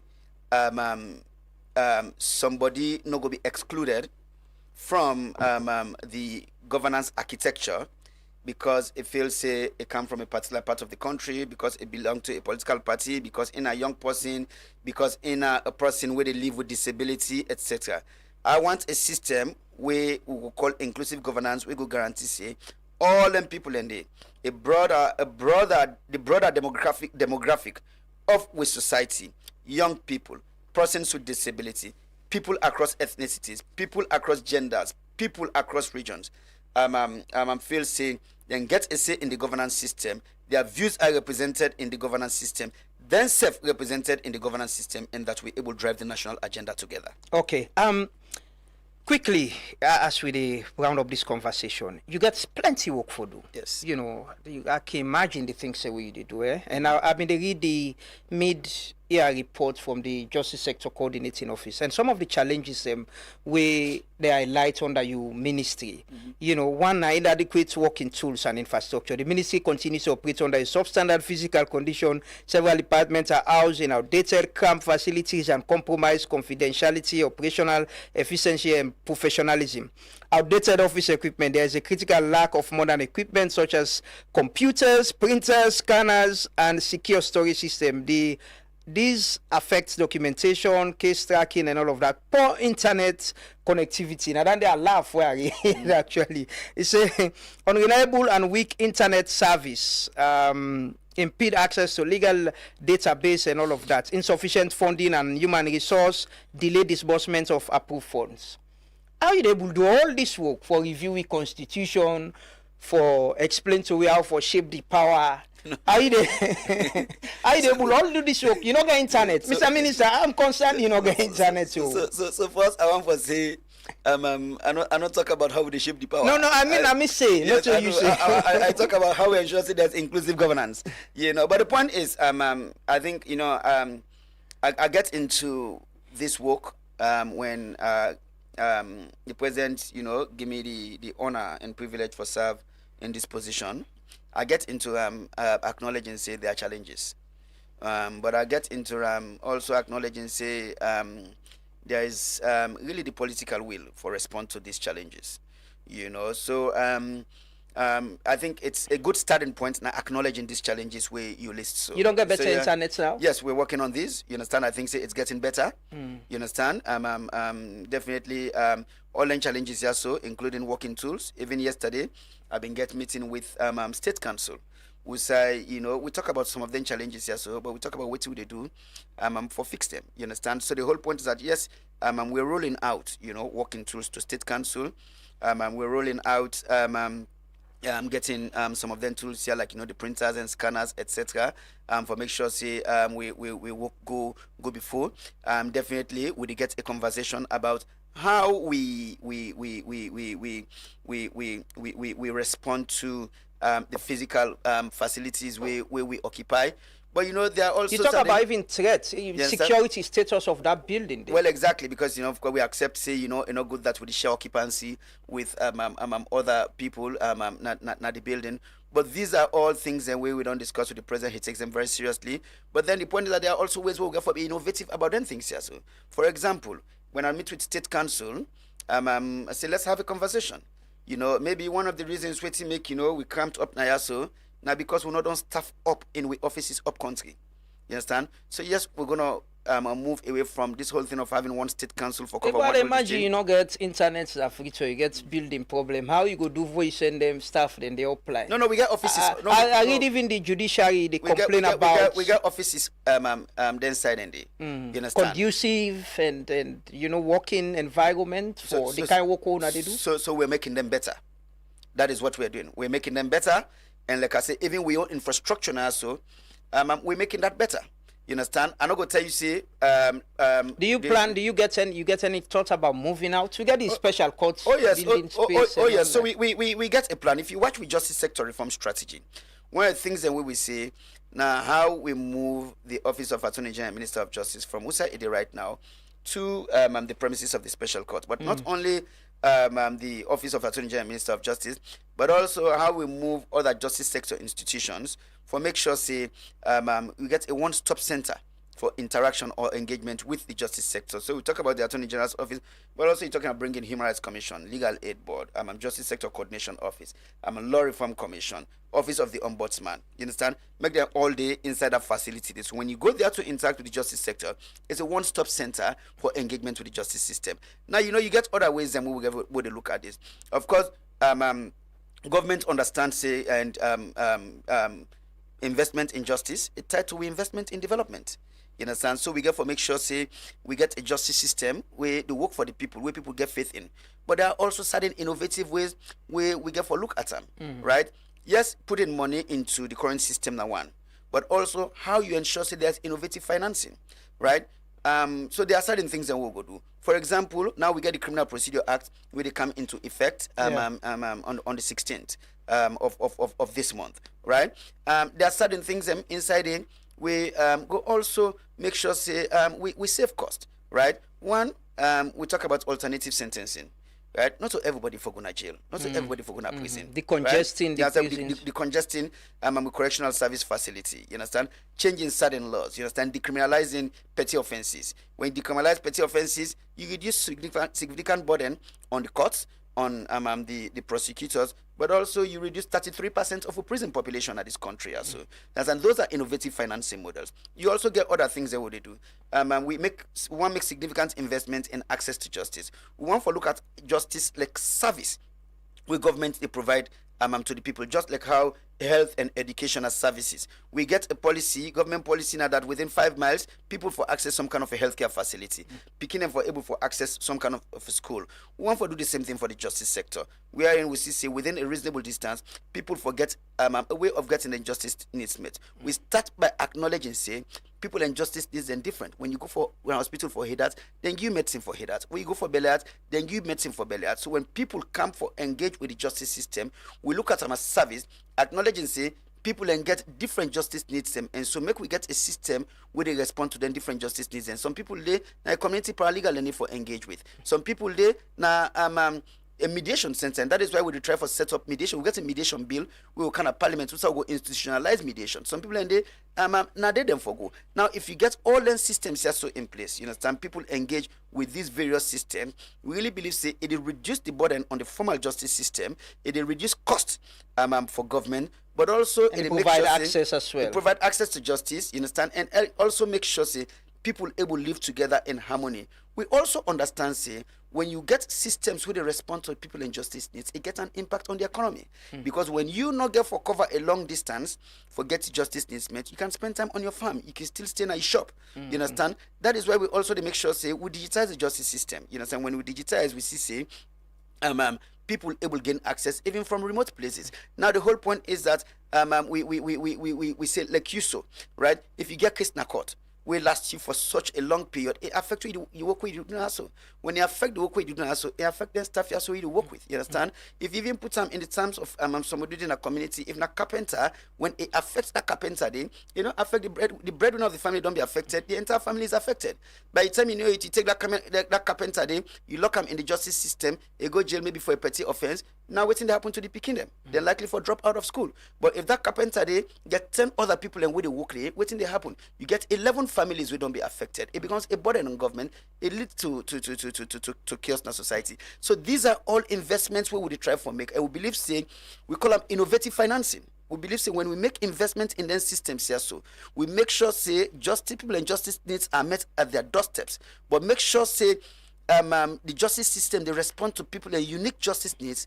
It reduces the burden. And so, yes, even that funding way we complain about, we'll get a different thought process on them because we don't get cost saving mechanisms. Money go there, exactly. Money go there in the sector.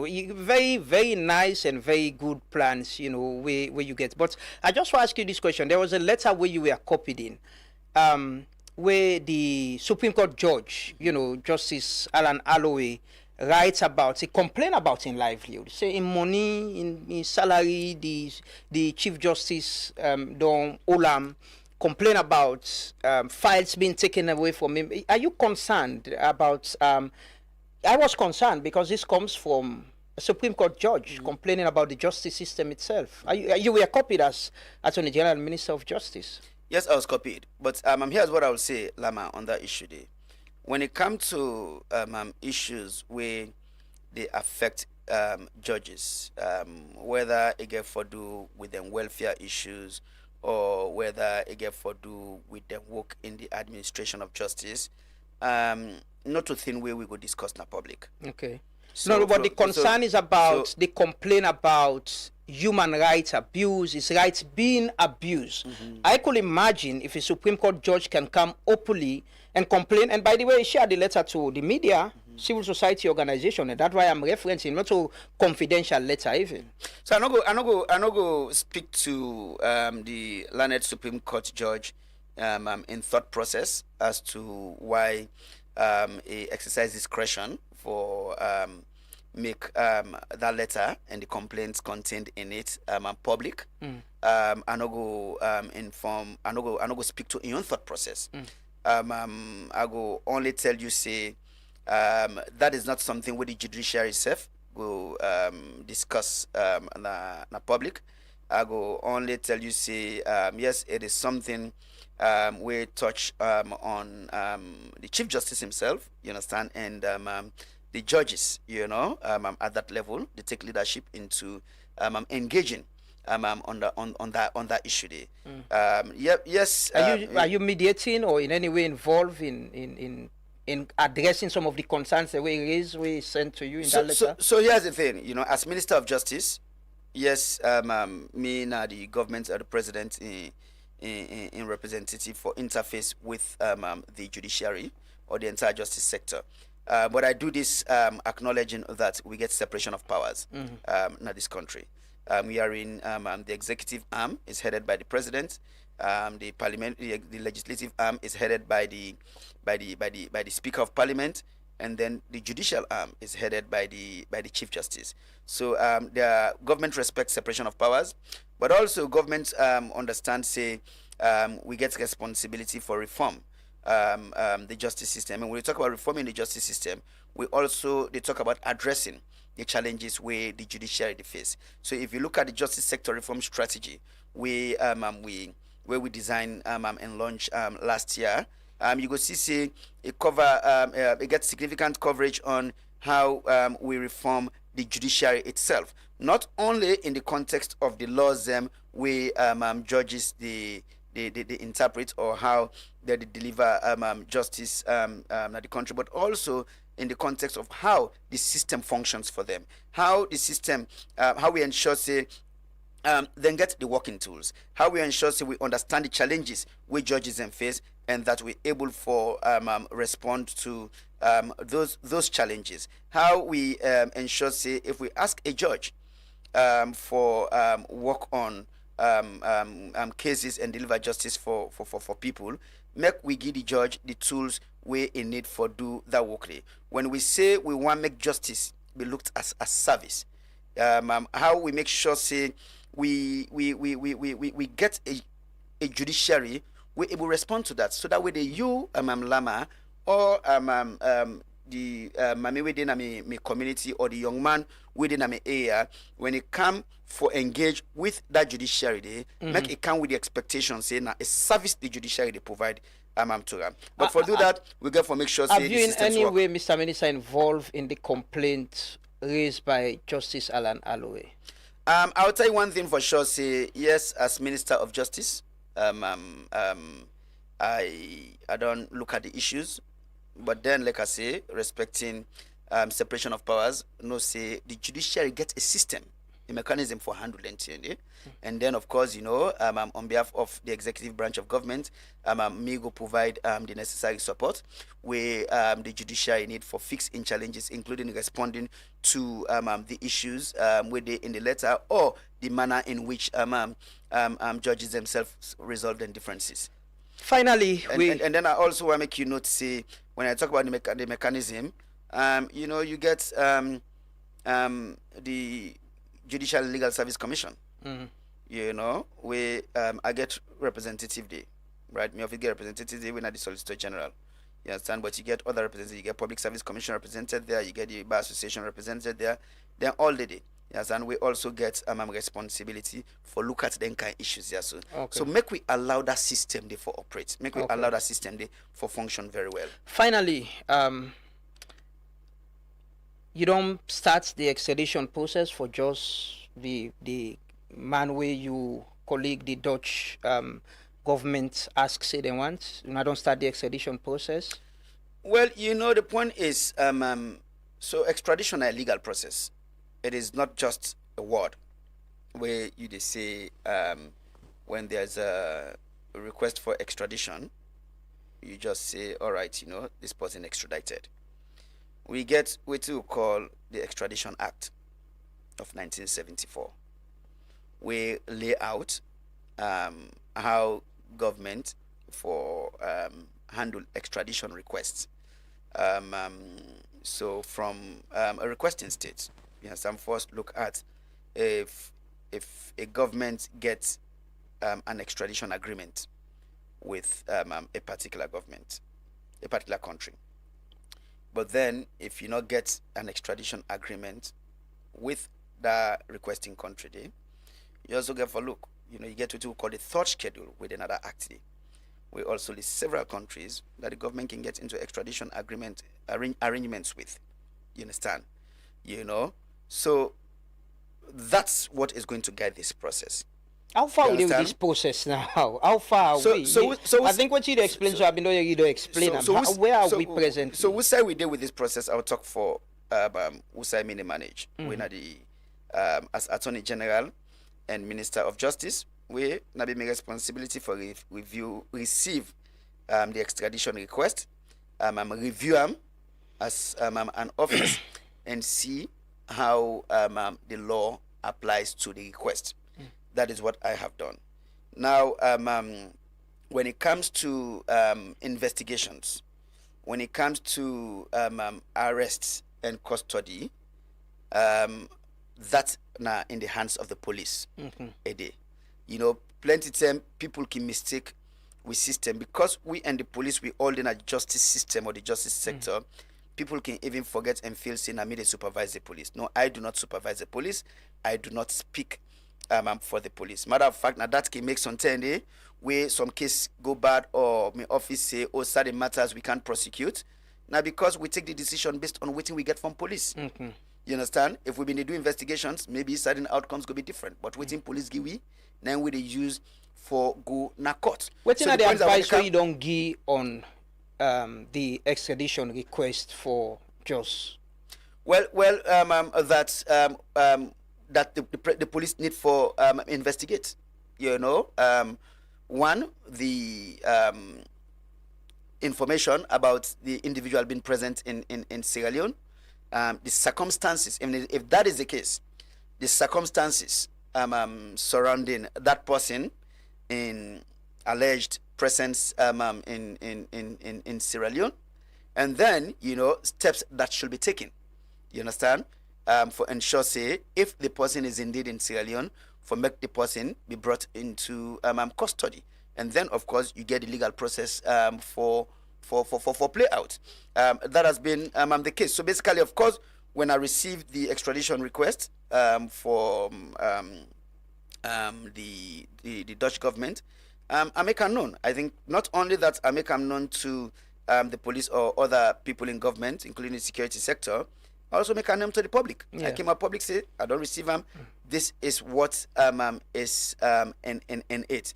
Now the thing is, I don't want to speak for the police. I understand that. But then when you get a system, we are in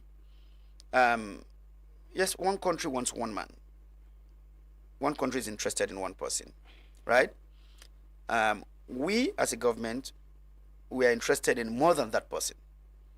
One is, if the person is in Sierra Leone, how did the person get here? Right? What are the circumstances under which that person is allegedly living in Sierra Leone? Waiting at that person, the activities, right? you also get to look at the investigation as to whether that person is operating as part of a network. Is there Because that is how we fix our is there any progress. progress on this? Say, okay, the police are investigating. These are the things that the police for do. No, I understand that there's significant progress, but the point, like I say, I'm not going to speak on behalf of the police. Yes, I understand that. You understand? So in case the police say yes, we've seen Josh and we don't able to arrest him. What will be the process? Oh, if the police say so, we will trigger the legal process as laid out as laid out by law. Okay. Well, that is very clear. Thank you so much. But where I talk to you today, so I'm concerned about the cyber law. My colleagues am concerned about them. Sludge, the Guild of Newspaper Editors, the MRCG, and we journalists them. You know, I don't know if you're concerned about how people don't they use them for carry journalists and go CID, keep them there for some time and get them for compromise and perhaps, you know, intimidates them and kill the case. Are you concerned? Yes, I am concerned. You of course know, say, as Attorney General, I get responsibility for provide guidance on how we apply the law. But also, as somebody we don't know me for very many years, you know, say, my entire career don't be informed as a human rights practitioner. Yeah. So that also informs how I approach this work. Now, of course, the cyber law is there for a reason. It is there for ensure, say, certain things not happen. It is not there for be used for certain other things. And yes, I don't see information about people invited to police. I don't get engagement with lawyers for those people. I don't get engagement with some of those people, but I also don't get engagement with the police. So I would tell you, say, right now, there's a proposal. We and the police, they get a sit down, get a discussion, and get guidance on how this law for be applied. And you look, the police under the leadership of the IG don't be very open to very many conversations. There was a time where they invite lawyers them na police station. Sometimes them put them in custody. When I get discussion with the police, make a put on the table, say, all right, if you want for invite lawyers to police station, when I get interest in the conduct of certain lawyers, please talk with my office first. So, of course, how do we ensure, say, we do the same thing for journalists? Whether or not through the Minister of Information and Civic Education, we're also very passionate about this. Or whether not collectively with me office. These are conversations that we have. But we also get for make people understand, say, there's a law in this country where we call defamation. Defamation is civil. Make people know, say, there is that option. Yeah. You understand? For take civil action when it comes to defamation. If you feel, say, you don't be defamed. Well, journalists can use self and carry if anybody defame. Of course, you understand? But also, we get this discussion, whilst we also get broader discussion about how we ensure, say, there's ethical practice in this space. How we ensure, say, there's responsible use of the opportunities where the new media provide for we. So these are all conversations where me office and the police get for sit down and make sure, say, the system work for everybody. But yes, I know it's a long way of saying, yes, it is of concern to me. And then, for also I show you, say, there's already a process in place for CC. We respond to this, but that we able to work together so that we apply the law with its intent. Thank you so much, Mr. Minister, for your time. It has been a very, very, I think, one of the solid this conversation where I don't get, for a very long time. But thank you so much for joining me. Which assurance you want left with the public that all the things that we don't talk about will be very inclusive. The people that go participate in them, their voices and their says, like you say, them one then Waterloo. We give them position about the PR system. Everybody in voice will be heard. And we get a constitution where everybody will feel, say, yes, we're part of it. It's not just the politicians and the elites then we decide waiting for the inside. This I want to assure people and say this conversation will continue. I want for tell people and say the privilege we una give we for serve una, we not take them for granted. We not take this responsibility lightly at all. I also want for say, look, as a government, we also acknowledge say, as much as we do plenty things right in the interest of this country, there are things that we go get wrong because we are human. And when we get them things in the wrong, we want to get a conversation about how we go make them right, how we go make them better. So I give assurance to people and say, we want to make them things and they guide with conversations. We get about the constitutional review process, about the broader reforms we get. Like we do engagement in Cambia. We say somebody say, we the young people them. Now they more than 70% in this country. So the time we then call this 1991 constitution, some of you not be even they will not be even born it. So we say one make views this one constitution go. So these are the conversations. And I'm not cutting you. I'm even thinking the other day I read how now UK then changed the age of voting, and I'm even thinking with the Gen Z where we get all now, why we not go start a conversation about reducing the age of voting from 18 to 16? Well, the point is that my brother, when I say your brother, the Minister of Information and Civic Education can do better when it can get to the I can forget and hopefully. So I want left from for him. Yeah, well, maybe we go start that conversation. I know he's been pushing for the age of the presidency. He's been on that for a very long time now. So for reduce him from 40, come down to even 35, because young people can be. We are young people. We get a very group of young people already serve. Now, the chief minister is a young man as well. So it's a conversation we'll have anyway. But thank you so much for joining us this morning and staying this long for this conversation. So this is what we're trying to do here. Get people them with the serve we. Very critical and important position them. Get a civil conversation. Let them explain to the public. We self they learn from them. You where they watch and listen to we they learn waiting and they say. Because not only when we empowered and on that get the information, now they're able to ask questions. So anytime there is a conversation around this, we know waiting for ask, waiting the minister been say. We give all the minister accountable now. So we been can truth radio now this you been say. But what you they say now different from what you been say. So that is what we're trying to do here. Bring people them, now governance, now opposition, now private sector, civil society, let's get a conversation on we own roles and responsibilities for push this country go before. That's been a very, very good conversation this morning. We even overrun the class. But you know they can say, when you get that lecturer or that teacher where you like in subject, you enjoy the class, you enjoy the lecture. So even if you go beyond time, they get problem, you enjoy. But thank you so much, Mr. Minister. Thank you so Thanks much for being with us. Great for dinner also this Yes. morning, and thank you to your team, and to the listeners them. We don't stay this long for listening to we conversation. Thank you so much. Now, the Truth Morning Devotion the end for today, but members say no matter the challenge where you go through. Sometimes the world go try for run faster, but if you pray, learn, and plan, you go run wiser. Class the end for today. I ring the bell. School over. We are done for today. Thanks for joining us in the Truth Morning Devotion. My name is Amadou Lamrana. Today we'll meet back tomorrow 6:30 in the morning. Depending on who that we get, we might overrun from 9 to 9 or 10. My name is Amadou Lamrana. You boy from Kisi. Well, I get people who can call me Koto. I can like that side anyway.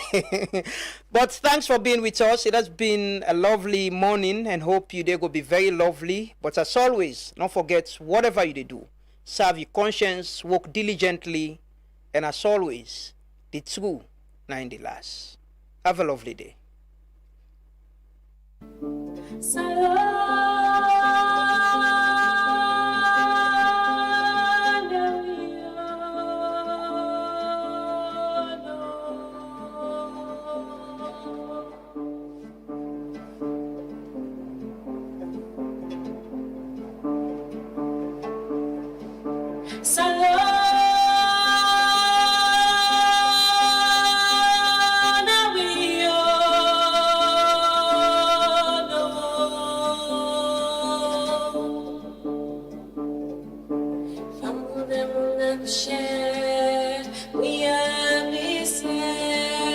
Wali bena,